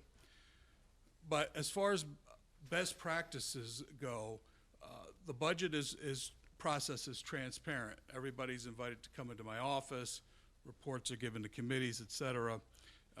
everyone's asked to provide information to me. We've had this problem with things being done at the last minute. I know it's been a problem in the past. I know in 2017 we had a last-minute amendment. And just from a practical standpoint, it's very difficult to have these things happen at the last minute because Ms. Lucchini back here has to change all the numbers on the spreadsheets. And if you remember, in September, somebody was talking about 168 pages. A change in one number affects a lot of other columns as well. So we extended the budget process. We started in September rather than in October so that we could have amendments on a timely basis so that everybody would know what it's about. And I came in here tonight, and as far as this Winnifox proposed budget amendment, I drafted it according to the email I got from Ms. Kapp. And several weeks ago, I sent emails out to everybody involved, including you, Supervisor Tim, to ask if you had any other documentation for your amendment. I never had a response. Never got it. I can show you the email that went out. It went out to Ms. Kapp and to everybody else, and you were included. But regardless of that, we had a budget calendar that you all knew about last month. And you walk in here tonight, and I still haven't seen this document, and you have the supporting documentation. Aside from being dirty pool, in a courtroom, that would be called trial by ambush, and it wouldn't be allowed. You have to give people fair notice of what you're doing. And this is also a public meetings issue as well. You have to give the public information ahead of time so that they can go ahead and see it and comment on it if they wish. That's not been done. I still haven't seen the document. But nevertheless, what we're talking about is best practices. I'm trying to implement a budget process where everybody knows what the rules are, whether it's people here within the county or people outside the county. And that is, we base budgets based on what it costs to run operations. And I will at least commend you for trying to get that information, but it would have been a heck of a lot easier had I had this information back in September or in August. And I don't know if it's verified in any way or not, but nevertheless, these are the problems I'm talking about. These are the things that make this government inefficient and ineffective because we're doing things not in the best way to do them, particularly with budgets. But there's a couple of other things I think I need to cover. There's been some disinformation out there, and much of it is a result of the ubiquitous of the internet. I want to make it clear that the county only budgets and disperses a lump sum to Winnifox, which is a consortium of libraries, including 8 here in Washira County. We don't disperse any funds to any of the 8 libraries directly. What Winnifox does with that money, that's up to them. So there's this notion that somehow these monies are going directly to the libraries. They're going to Winnifox, and what Winnifox does is their business. The other thing was a note on the materials for this proposed amendment, and I'm going to read from it. I don't know if Supervisor Tim wrote it or perhaps somebody from the library wrote it, but I'll quote it exactly. There is no allowance for an increase in wages while county employees are given an increase for health insurance. Well, first of all, the county employees have not been given an increase for health insurance. The county taxpayers are paying more to provide health insurance to county employees. But aside from that, what the county's paying for health insurance for its employees is really none of Winnifox's business or any of the library's business. It's public information, they're aware of it, but it doesn't affect anything except our internal operations. The library staff are not county employees.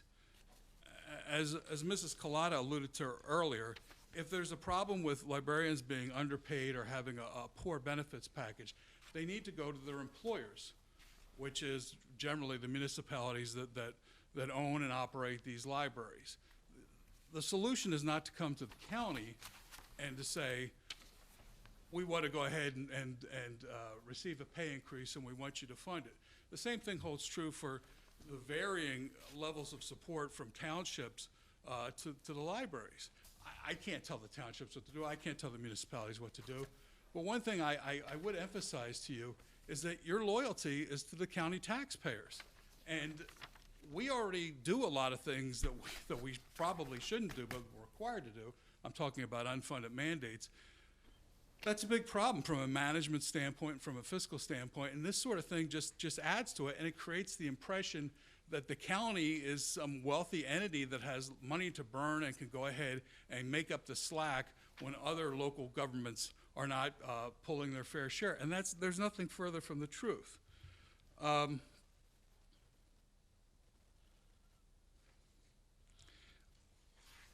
Going back to the budget process, one of the things that I did when I came here, because the budgets were handled overall by the county board and various committees, is that we had a process where people were viewing other departments as competitors for dollars. And I guess in the end scheme of things, they are in some respect, because there's only so many dollars and there's only so much of it. But what I've tried to do is establish a culture, and Mr. Donaldson talked about that as well. That's not something that can be done overnight. That's not something that can be done overnight. And I tried to establish a budget culture, or at least a budget formulation culture with the directors, by telling them, look, I support everything you do. I'm not one of those guys who thinks all the money should go to law enforcement, nothing to human services, et cetera, et cetera, et cetera.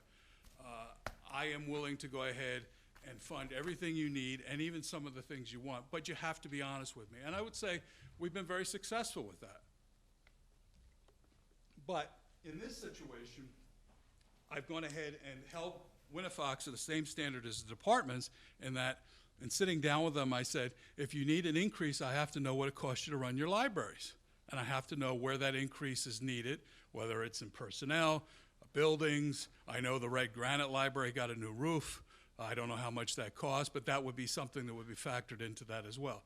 And I haven't gotten that information. Now, you've gotten that information, but again, it would be easier, and it would be best practices if that would be provided to me up front, so that Ms. Lucchini and everybody else wouldn't have to spend so much time on this.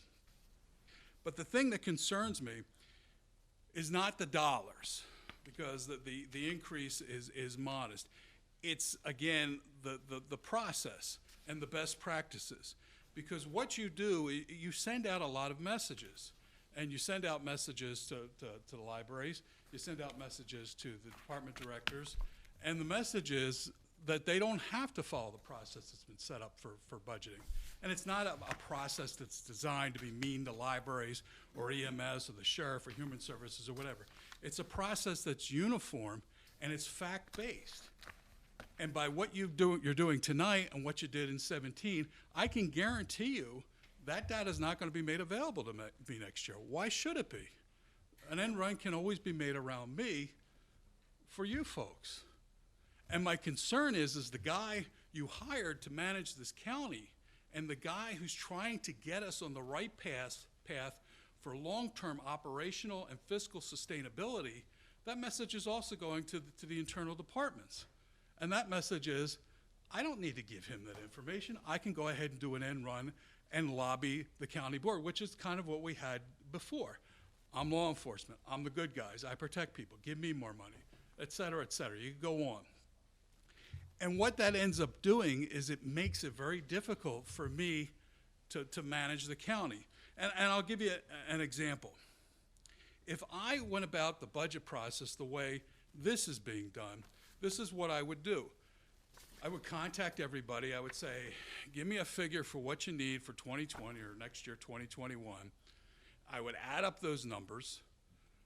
Undoubtedly, it would be more money than we would be taking in taxation, probably be beyond the levy lid.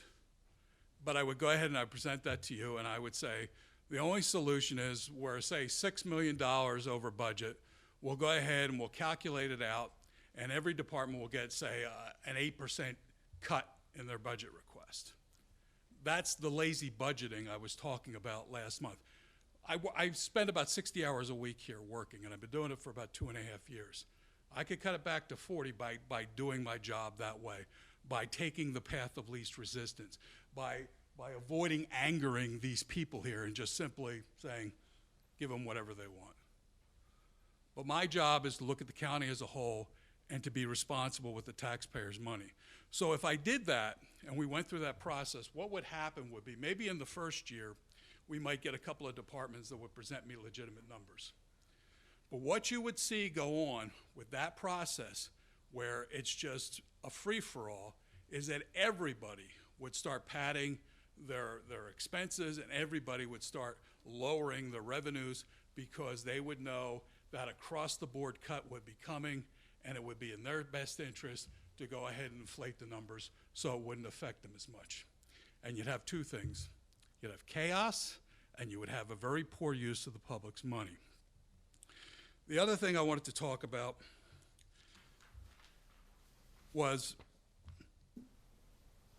don't think that the employees don't notice that no one's raising any concerns about their wage increases. One of the things I'm trying to do on the short term is get a budget together, obviously, but in the long term, I'm looking at a lot of things, and I have a lot of promises out to these department directors, to the employees, the rank and file employees. We've been increasing their income by 1.5%. We had 2%, I think, in 17 for several years. They are falling further and further and further behind inflation every year, and it is kicking our butts when it comes to recruiting and retaining talent. And this organization is a people-level organization. We don't have an office where people dial in or do stuff online. We have human beings who come in here who need to talk to other human beings. And I can tell you, without a doubt, that a number of people have stuck around here because I've made the promise that I will continue to work my 60 hours a week, as I've been doing for 2.5 years, to try to get this place in shape so that we can find the money, either through additional revenue or through efficiency, to get those wage increases. Or, as Donaldson said, to get the staffing we need. But I can't do that if you don't support the process. And this isn't just some weird peccadillo I have. This is the way it's done, people. This is the best way budgeting is done. So be mindful of that when you go ahead and you make decisions. You not only have a duty to the libraries, and we all love the libraries, but you need to understand that what you do reflects on how much you support your staff, your employees, and your managers. We are busting our butts here trying to keep this ship afloat. So all I ask you to do is to back us up and to respect the fact that we don't have a personal stake in this, other than we want to make the most efficient use of the limited dollars we have. Thank you, that's all I have. Thank you. Anyone else? Larry? I would just like to respond that the library system that we have is not like a county department, and you can't compare one against the other. And just the fact that the percentage increase for the libraries, it might be more than what the departments are getting. It's like the amount you have increased for health insurance. You don't ask the company why, or have to have a detailed explanation of why there's thing had to go, or insurance cost had to go up. It's something, it's a different entity than a county department. And the amount that the libraries are getting is not based on projected costs for 2020 or what it cost in 2019. It's based on what they actually spent in 2018. And it's the reimbursement or refund of money that the towns and villages spent in 2018. Madam Chair, not me, but Ms. Lucci, there's this issue of the 2018 numbers. I don't understand that. And I think she could shed light on this. As far as all of the budgets are prepared, when we are looking at every department's budget, every time we go into a new year, you're always at, like, for example, and when we're doing the 2020 budget, we are all at 2018. 2018 was the last fiscal year that was completed, so we look at what our actual figures were to cost, and then when we prepare our 2020 budgets, you have 6 months worth of data for 2019. So you look at what your costs actually were in 2018, see where you are halfway through the year in 2019 and come up with your best educated guess or facts that you have to get to 2020 or what it's going to cost you in 2020. So I'm not sure if that's what you're saying, but I want But you that's to. not that's not what they're doing with the libraries. They're just looking at 2018 only. But I'm just trying to say that when we prepare all of our budgets, we have to go off of the 2018 figures because that's the real data that we have for actual I agree, you start with numbers. 2018. So all both budgets cases. for each department are prepared that way. Why was the Berlin, reimbursement, go down? Why did that go down? Based on the usage of the library by Washera County residents. Okay. So of all rural residents, Berlin was like over 2/3 of the usage, like all these other. There's an actual statutory formula on how we pay Berlin Okay. because part of the city of Berlin is in Washington County. Right. So theirs is reimbursed at a different rate, and so the state tells us how much we have to pay them. And yet we're still, But the reason it went down is basically the usage. and yet we're still being billed by Berlin, just like we are for Green Lake, Marquezan, Menasha, Montello. We're still being billed for everything that's taken out of that library, Right. but we're paying them besides, right? Like we are our own libraries. They're figured in the formula. They're separate because the state says you have to pay part of it because part of the city of Berlin is in Washington County. Okay, I get that. But we're still being billed for them for books and magazines and videos that are being taken out of there. I don't know that. Do you, George? Because you're on Winnifox. Do you understand that? Right, yes, and, yes and no, is the correct answer. I know that the Berlin figure is, calculated differently than the other counties that you had mentioned or other municipalities that you had mentioned because of their, close proximity and because of some shared boundary lines. How that figure is determined is, I think, partially both.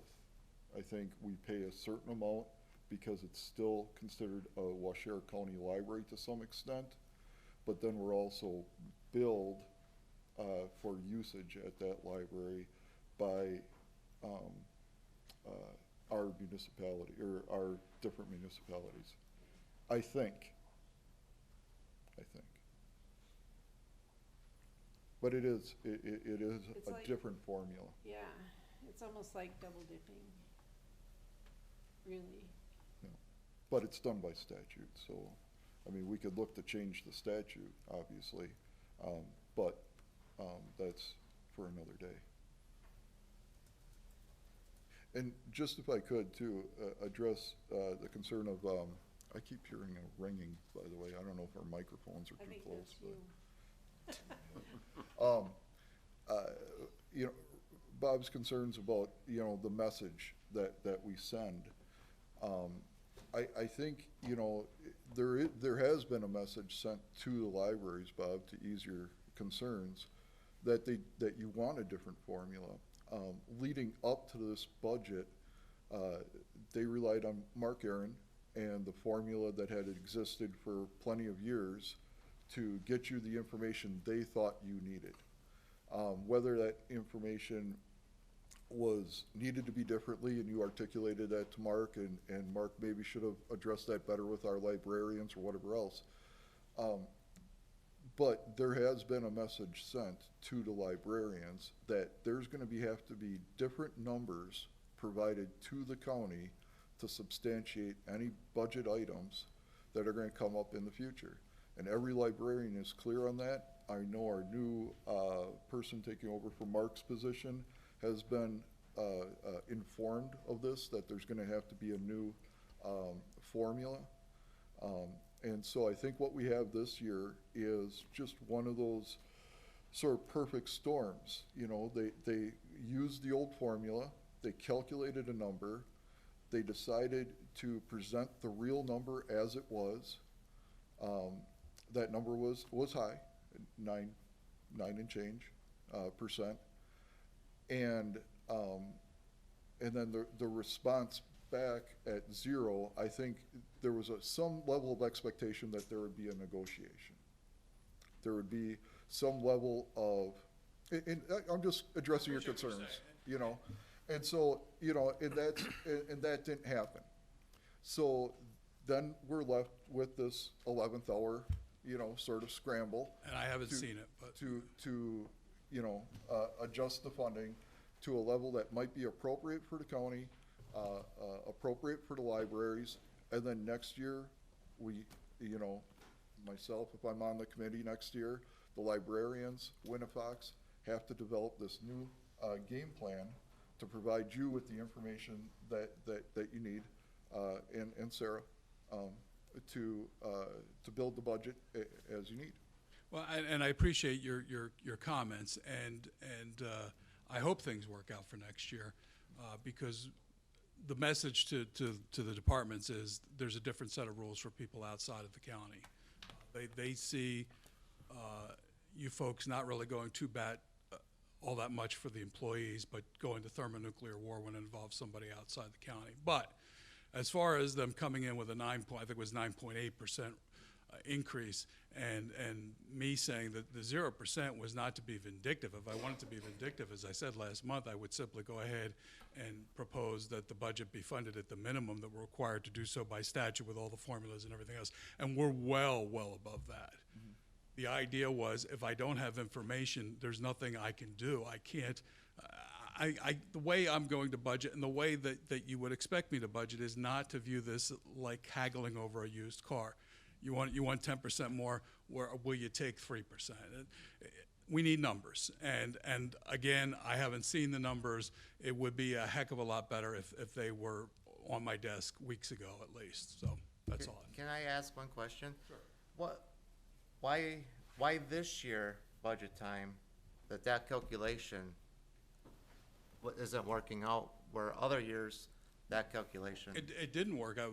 My first budget year, they wanted 11%, and you weren't here, but what happened was, again, the haggling over the used car.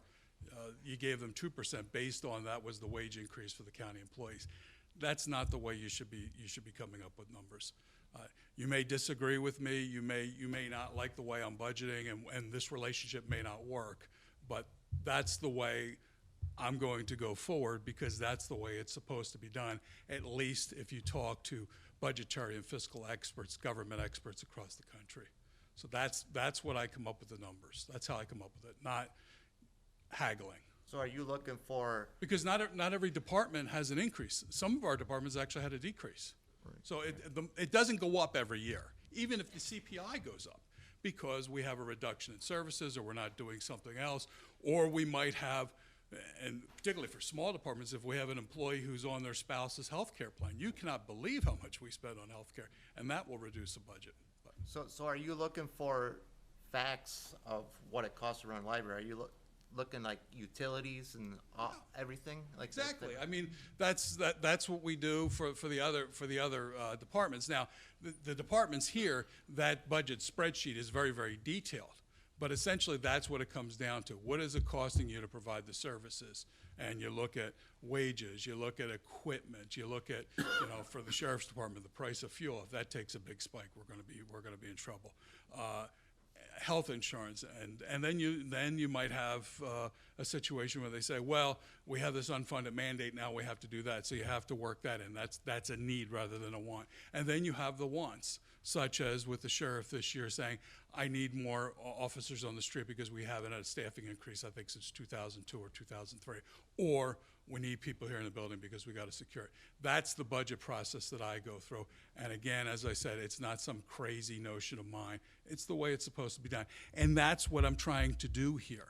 I'm trying to implement best practices. I'm trying to increase the standards and expectations for the staff, because I've been doing the 60-hour-a-week routine for 2.5 years, and I'm not complaining about it, but I'm doing it because the light at the end of the tunnel is, if I can get this place operating like a well-oiled machine, I can dial it back to, say, 50 hours a week, and I might be able to go visit my daughter more than twice a year. But if you're not going to be on board with that, then we need to rethink this relationship. Okay, thank you. Larry? I think one of the problems is method for developing a budget for the libraries was adopted by the county like 5 years ago. It was before Mr. Civic took office. And that's why there's a conflict. And that was not best practices. I'll concede that. Just as one point, for Red Granite Library, we did put a new roof on it. But the way it worked out, I went to the meeting one night, and the librarian says, "Oh, we just got a $20,000 check today. What are we gonna do with it? We're gonna send it here, there?" I says, "No, let's put the roof on up here. We've been waiting for 5 years." And so that's how that started. But we got it done with only $10,000. And the person that gave us the money sent another $10,000 back to pay for that. So that's what you gotta do when you need money for your library. Just lucky.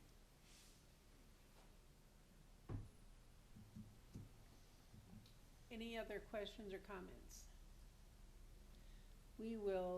We have a motion and a second, and we will proceed with a roll call vote.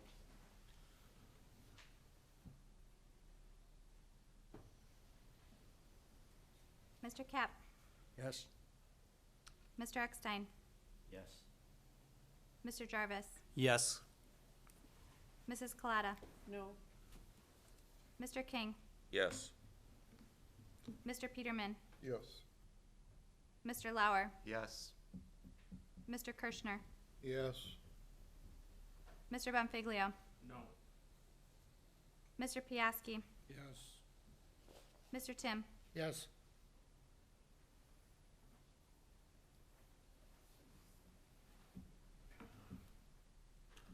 All right, we move on to the proposed budget amendment number 2, University of Wisconsin Extension. I'll make a motion to approve budget amendment number 2, which, just for clarification, states that we return the funding for the community resource development position held by Patrick Naring, with the intent that Patrick Naring retains that position. All right, we have a motion. Do we have a second? I'll second it. Okay, we have a motion by Mr. Peterman, second by Mr. Piaski. If I could interject, Yes. the contract you have with the University of Wisconsin makes no mention of Patrick Nearing. Patrick Nearing works here through a contractual relationship that the county has with the University of Wisconsin. If you look at that contract, you'll see it does not mention names. It's the community, Ruth, you know exactly. Community resource agent, no, just the. Resource agent. Community resource agent. So I think if you're amending the written proposed budget amendment, I think you should title it as to restore the funding for the community resource agent, because the thing is, whoever sits in that position, that's the university's prerogative. So you could go ahead and say it's for Patrick Nearing, but if they decide Joe Smith's going to be the community resource agent, there's nothing you can do about that. Understand. So would you like to change your motion, or Well, are you gonna leave it as is? with the understanding that UW Extension has the ability to place someone in that position, but the intent of the amendment is to ensure everybody understands how important I believe Patrick Naring is to our community, and the role that he fills. But yes, with the understanding that if UW Extension were to make that decision, that's completely up to them. You understand that as well, Mr. Piaski? Thank you. Now we'll have a discussion. All right, and I'll lead off the discussion. It's my amendment, so just make sure. Now, you guys, the board received a written summary of what I sent in the email. However, the written summary has grammatical errors and omissions. So, but you also received an email chain between Megan Cap and myself. So if you want to refer to that, you can, that has the actual wording. It's a 3-page, but because it's an email chain, you sort of have to read it in reverse because the first email is the last one on the list. So first off, I concur with the Watershed Lakes Council, the community members that came here to speak today from Buse Lake and other areas, the League of Women Voters, the Ripon area, that Patrick Naring has really filled a valuable role to our community. And I think that our community would sincerely lose out if Patrick were not available as a resource to many departments here in the county, to many committees and councils throughout the committee, privately organized and such. And so Patrick's been a valued employee for 19 years, and I don't believe that removing him moves our county in the right direction.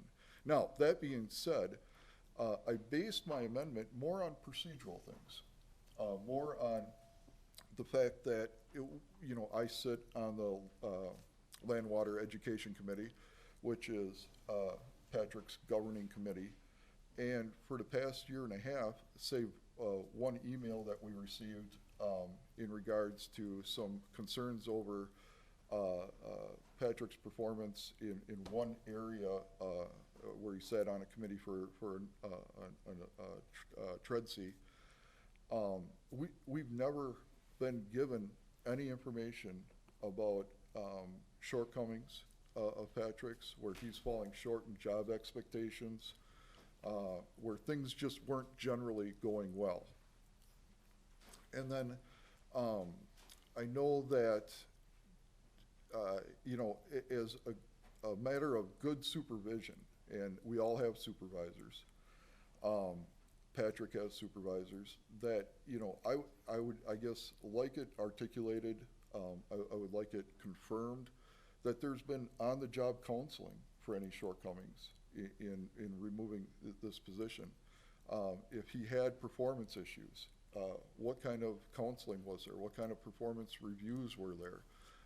What kind of documentation is there for any perceived shortcomings that would require him to be removed from his position? We were also informed that a lot of Patrick's duties were redundant to other employees here at the county. But again, if things are redundant, you have two people doing the same function. As far as I know from the time I spent on the committee, Patrick's been doing roughly the same things for the whole time that I've been sitting on the committee, save maybe his involvement in the census, which is new. And if there are redundancies, which person is redundant to the other? Is Patrick redundant to someone else, or someone else redundant to Patrick? And obviously, we don't need two people doing the same job, but, just getting that cleared up and maybe giving one or the other person direction to say, hey, someone else is already doing this, why don't you concentrate on this?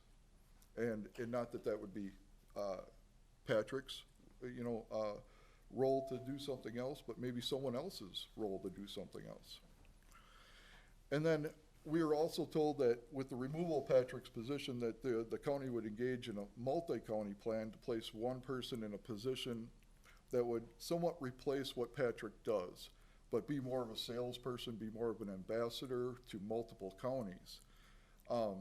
And I understand if there's plans to move forward, but there still isn't a plan in place. So to remove what we have in lieu of a prospective plan without something in place just doesn't make sense to me.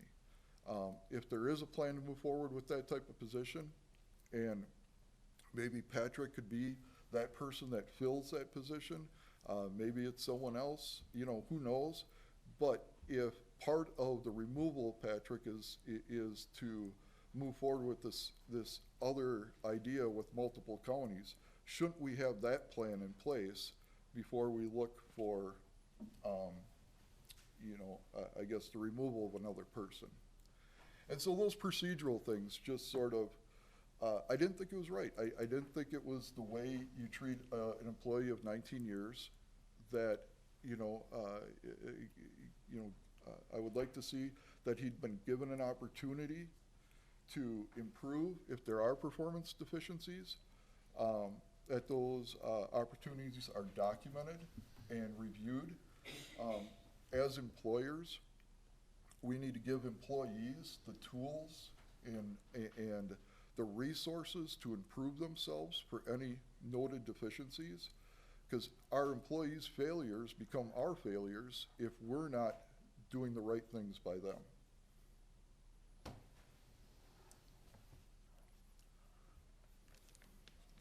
Anyone else? Mr. Civic? I guess first, just for parliamentary issue, was there a second? Yes. Yes. Okay, okay, I just want Yes, to make sure. we seconded. All right. So, I guess, I think we start off again like we did the last time as far as issues framing.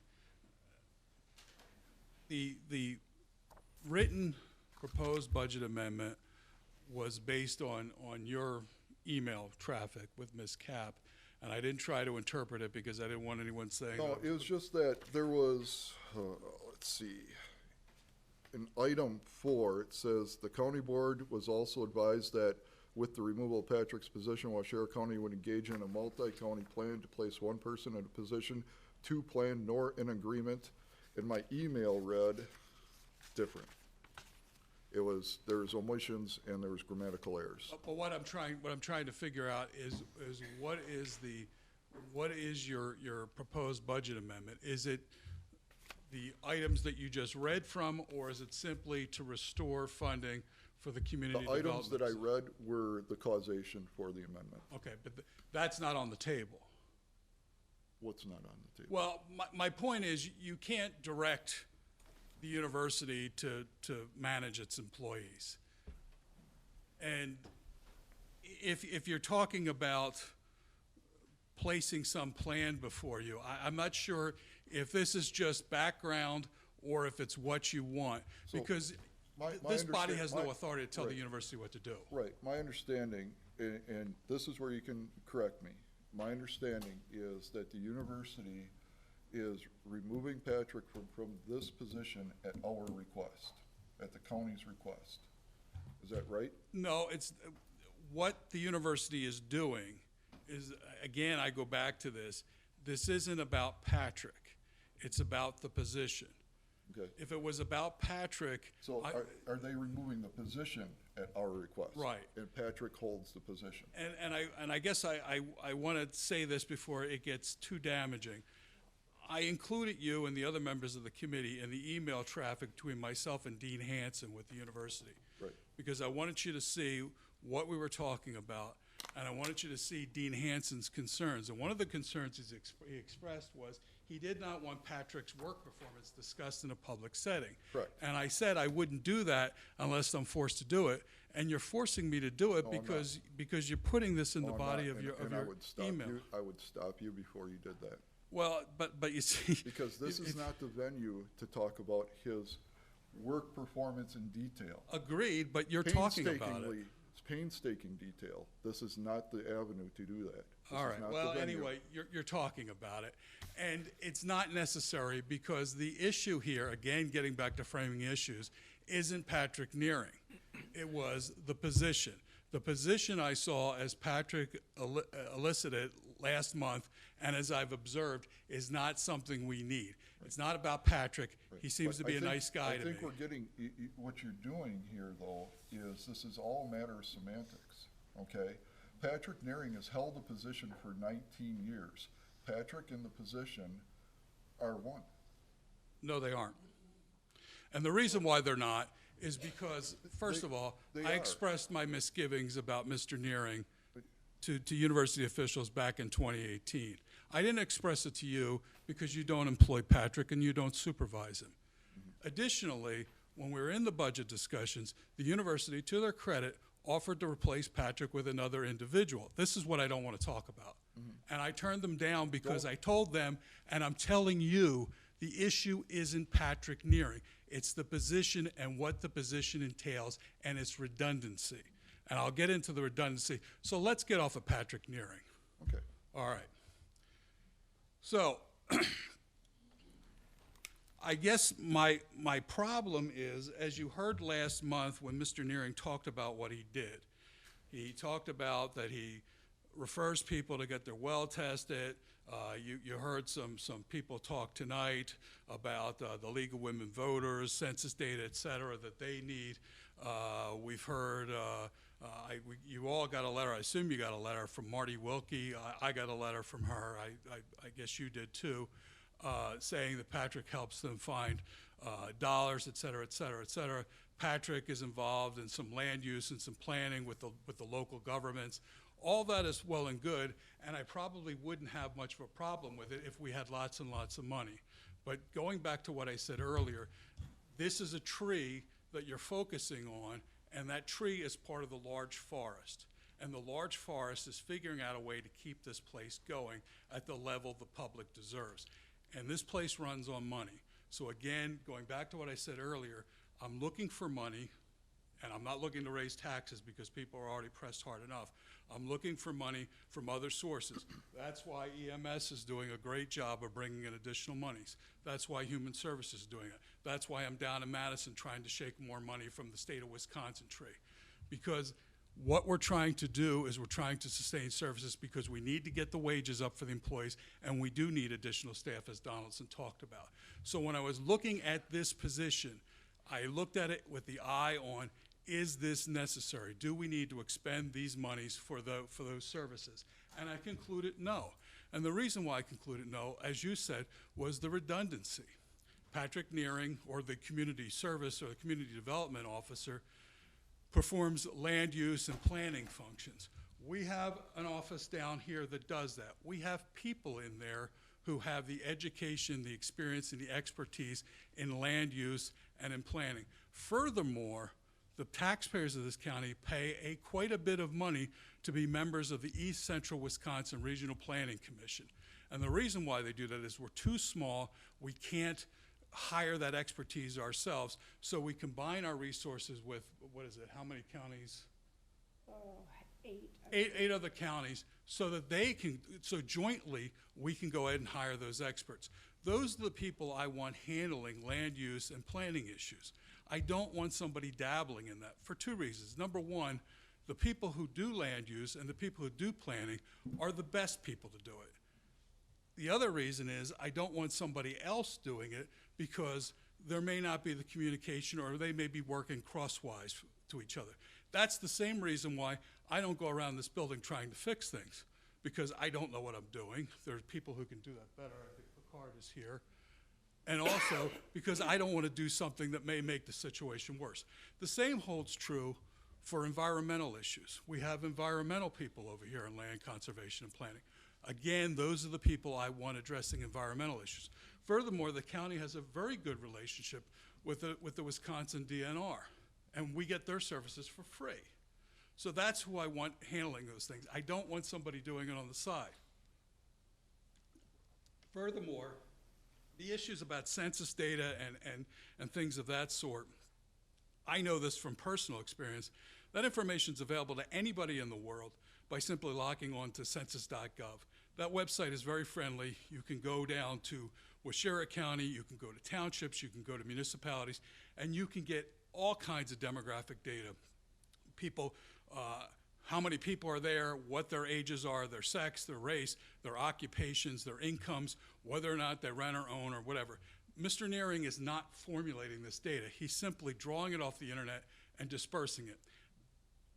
But what I'm trying to get at ultimately is we have a high-level employee, a senior employee, earning high-level wages, doing the work of a low-level employee and a lower paid wages. A lot of those things, as far as getting speakers,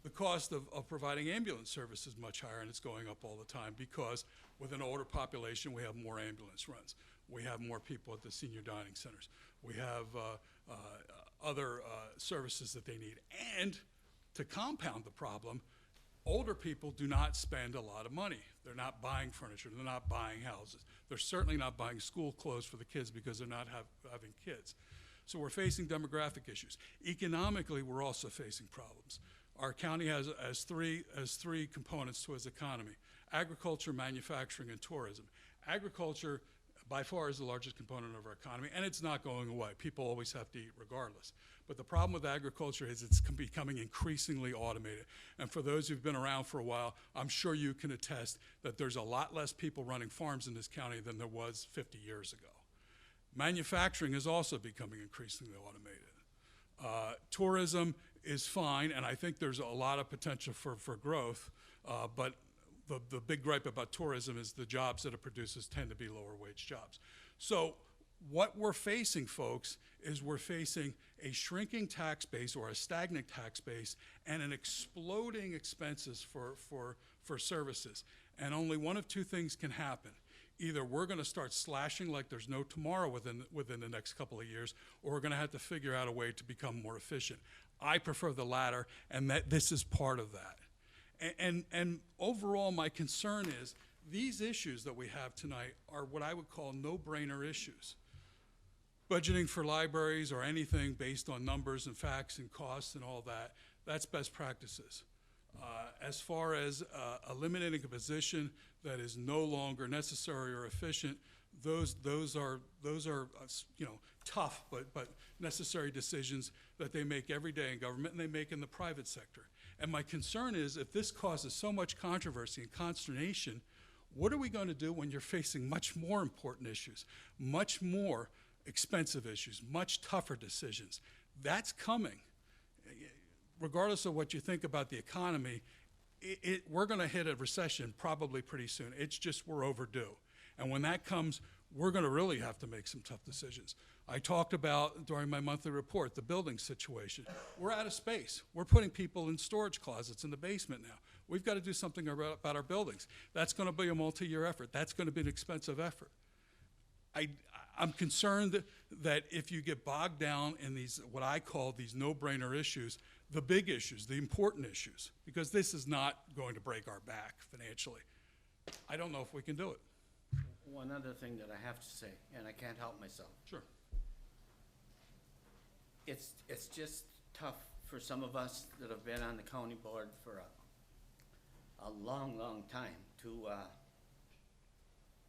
see a position where a friend is going to lose it, and he's always been there whenever we needed him. And I know I shouldn't get personal about this, but it's just very, very tough.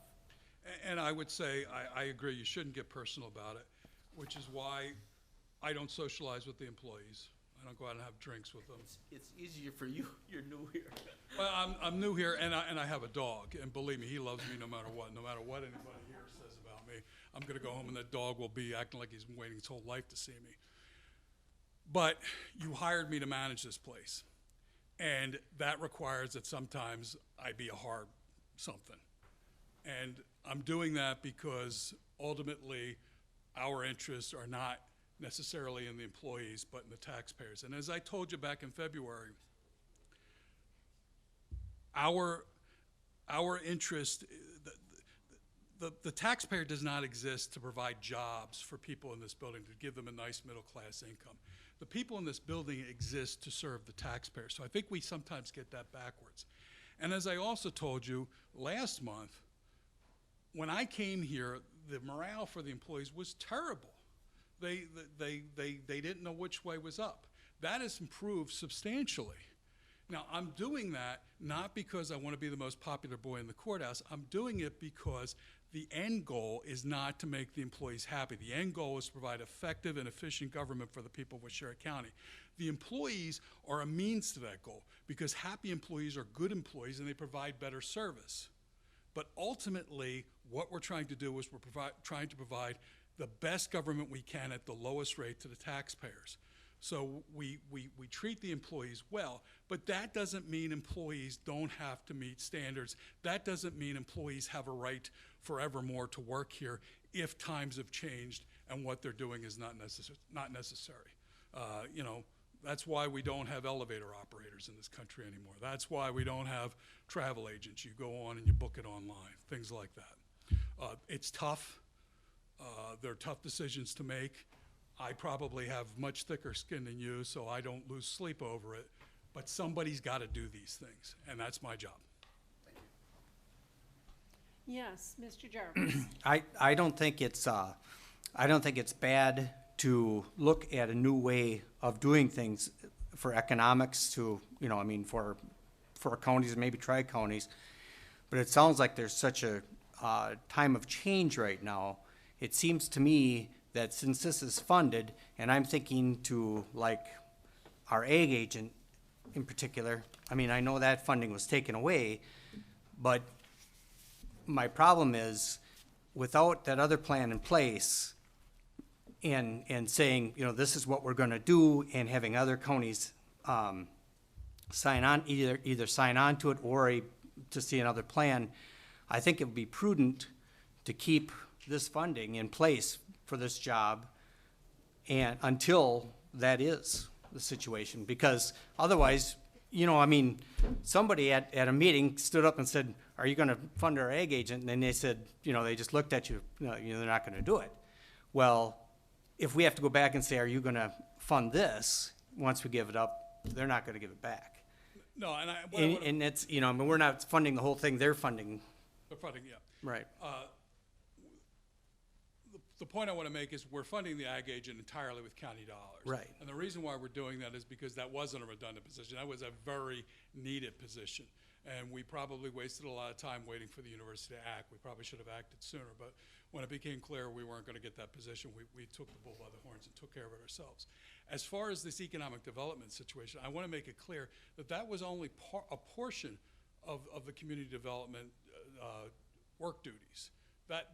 That has nothing to do with Mr. Nearing being on the university's payroll, because there's nothing for him to do right now, and there hasn't been anything for him to do for a year, which is also the reason why I looked at that position. I saw the duties declining and the duties that he was performing as being redundant. And again, I'm all about the dollars, but that's my job. Somebody's got to be the hard guy around here. Somebody's got to make the books balance and the checks clear, and somebody's got to ensure that we can still provide services and have buildings to work in next year, 10 years, 30, 50 years from now, and that's what I do.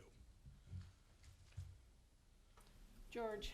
And then, you know, just a couple things as we were hearing all the questions and answers in the back and forth. Just, you know, we do answer to the taxpayers, but I have yet to be approached by a taxpayer saying, I hope you do not, you know, fund this community development position. I've only been approached by taxpayers saying, please make sure that funding remains. And then Bob had said that if Patrick would take more of a leadership position in these meetings, he'd be singing a different tune. And I think if it wasn't made absolutely clear that that's what you wanted out of Patrick previously, I'm sure it's absolutely clear now. And if that's the growth that needs to happen, then that's the directive that Patrick needs to take, then, or that position, the person in that position, then we take a look at it and we watch it and we say, this is what we want from this as this position grows or evolves. And this is the difference that we need from now to here. We need this leadership person, we need this person. But without being given that directive, and I don't know if he had or hadn't in private, to take a more leadership position, how is he supposed to effect change? How is he supposed to make the changes that would make you sing the different tune? So I think you're maybe confusing the issue. I don't think Bob was saying he would sing a different tune about whether this position needs to exist or not. I think he was saying he would sing a different tune about Patrick's overall performance. I think that's what he meant by saying he would sing a different tune if you were taking a leadership position. Sorry if I'm, misspeaking, but also, Bob, do you have like 2 or 3 employees that you'd like to launch from the county's payrolls right now? Sure, there always is. Okay. Yeah, What I'm saying is like, if we're redundant and there's somebody, and I love Patrick, I've worked with him on a number of occasions, but what I'm trying to do is say, you're trying to fund something that's redundant, right, already. Well, what we're trying to do is keep a position that's valuable to a lot of people in the county. I understand that, but there's also And- other people who are doing that same. And if there's other people that are doing the same role, if we have the guidance and the instruction laid out to both sides, if they're redundant on both sides, hey, stop doing this, so-and-so's taking care of it, we need you to do this, if that direction has to go to UW Extension, then to Patrick, then that's what needs to happen. And like you said, I sit on land water education, and at no time were we approached and said, hey, we need changes in this position, okay? This position is doing the work that, a half dozen other people are doing in this county. We gotta effect some change, or we're gonna have to get rid of it. We're gonna have to jettison this position. And at no time was our committee approached by that. We did receive, as a board, one email on August 4th, that, covered it in about 3 or 4 lines. And that was it. And, and I know we're supposed to separate the person from the position, but there is a person that holds that position. And he's a county resident, and he's a valued member of our community. And the 2 words that people have described Patrick as is knowledgeable and accommodating. 100%, I agree with you on that. And I would too. It would be a shame to just rid ourselves of a position that the current person who holds it is knowledgeable and accommodating and a resource to many people throughout the county without at first trying to effect the change that we would want to see in that position. Just to offer some clarity, what I was talking about wasn't for Patrick to stand up and stand on the table and say, I'm taking charge of this meeting, because there are people already leading those meetings as chair, et cetera. What I was talking about, and a good analogy would be, and I don't like to talk about employees, but I suppose it's not so bad when you sing the praises. Mary Ann Schilling, who's also works here through a contract with UW Extension. Mary Ann's the family living educator, I think that's the name of it. She has gone ahead and taken it upon herself. She's over there in the jail educating people on finances, because a lot of the people who end up in jail, particularly with substance abuse problems, have financial problems. And a couple of, I think Mike Kapp was there, and I know Donna was there at the last drug court graduation. The people who are graduating and the people who were, as part of their regular weekly update meeting, we're talking about Mary Ann, because she showed leadership. She saw that as an unmet need, and she went into the jail and she started teaching, because she's an educator, where teaching was not done before. So what I'm looking for, and this isn't just about UW Extension, it's overall with people in those high-level positions, I want leaders. I want people who don't look to me to say, tell me what to do, because I'm not the assistant manager at McDonald's. If I've got to manage people that closely, I probably have to wonder whether or not they should be holding those positions. So that's my management philosophy. So that should give you some insight. All right. I'm assuming the discussion is over, and it will be time to take a roll call vote.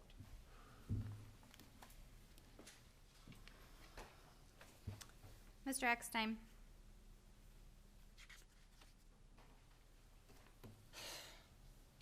No. Mr. Jarvis? Yes. Yes.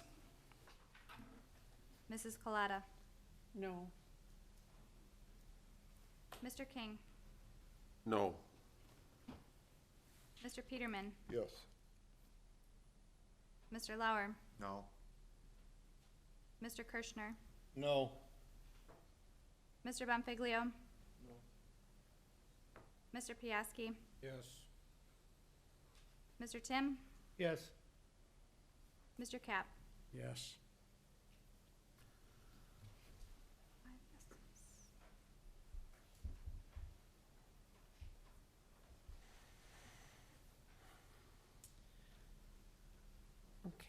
We have 5 yeses and 6 noes.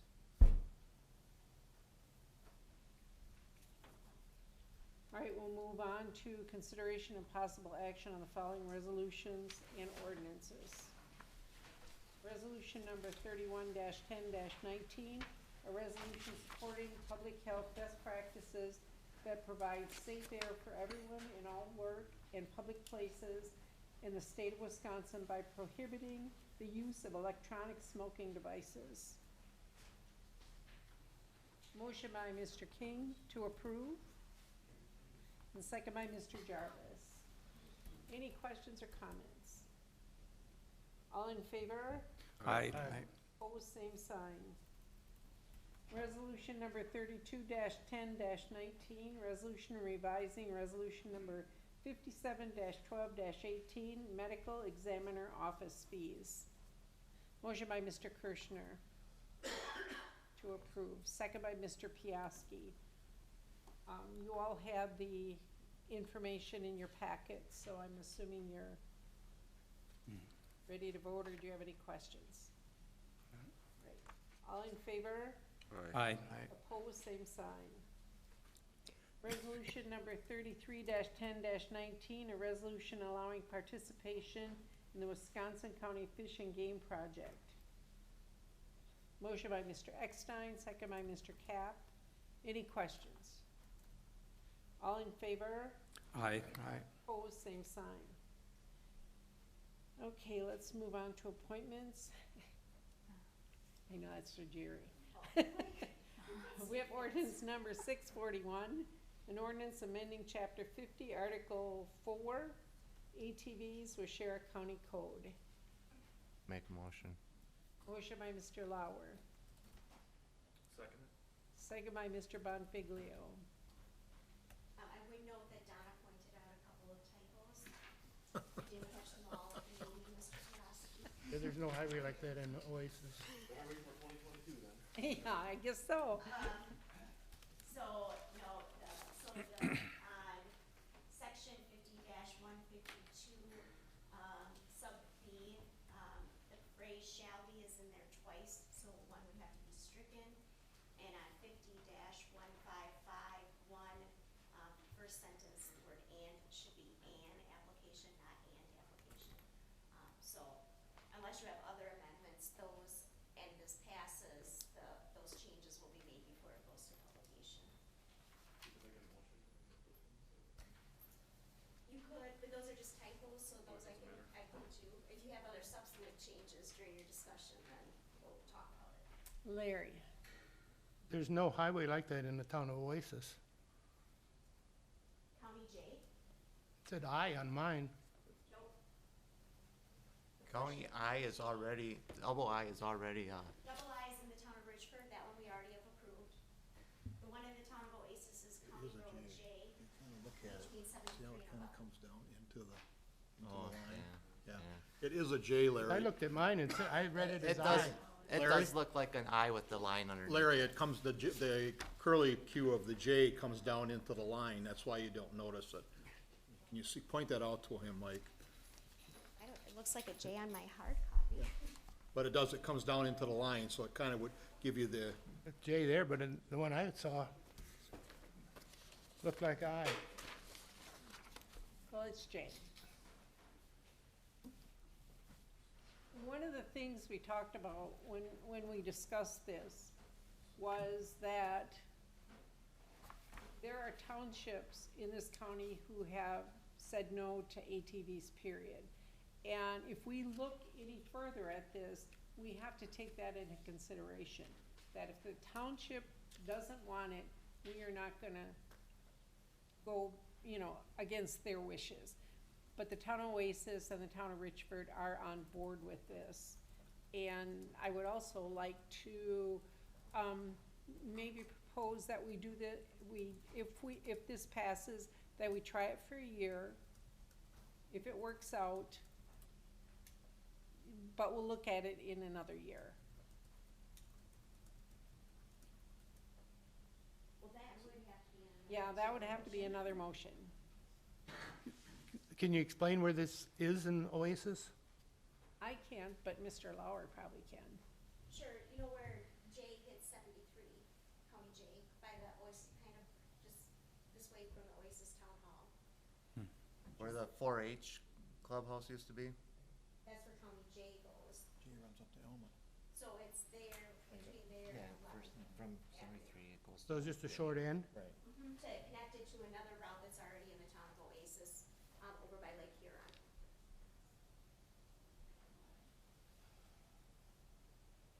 Okay, Is it too late to add that 150 feet of county access that we talked about? too late. Sorry.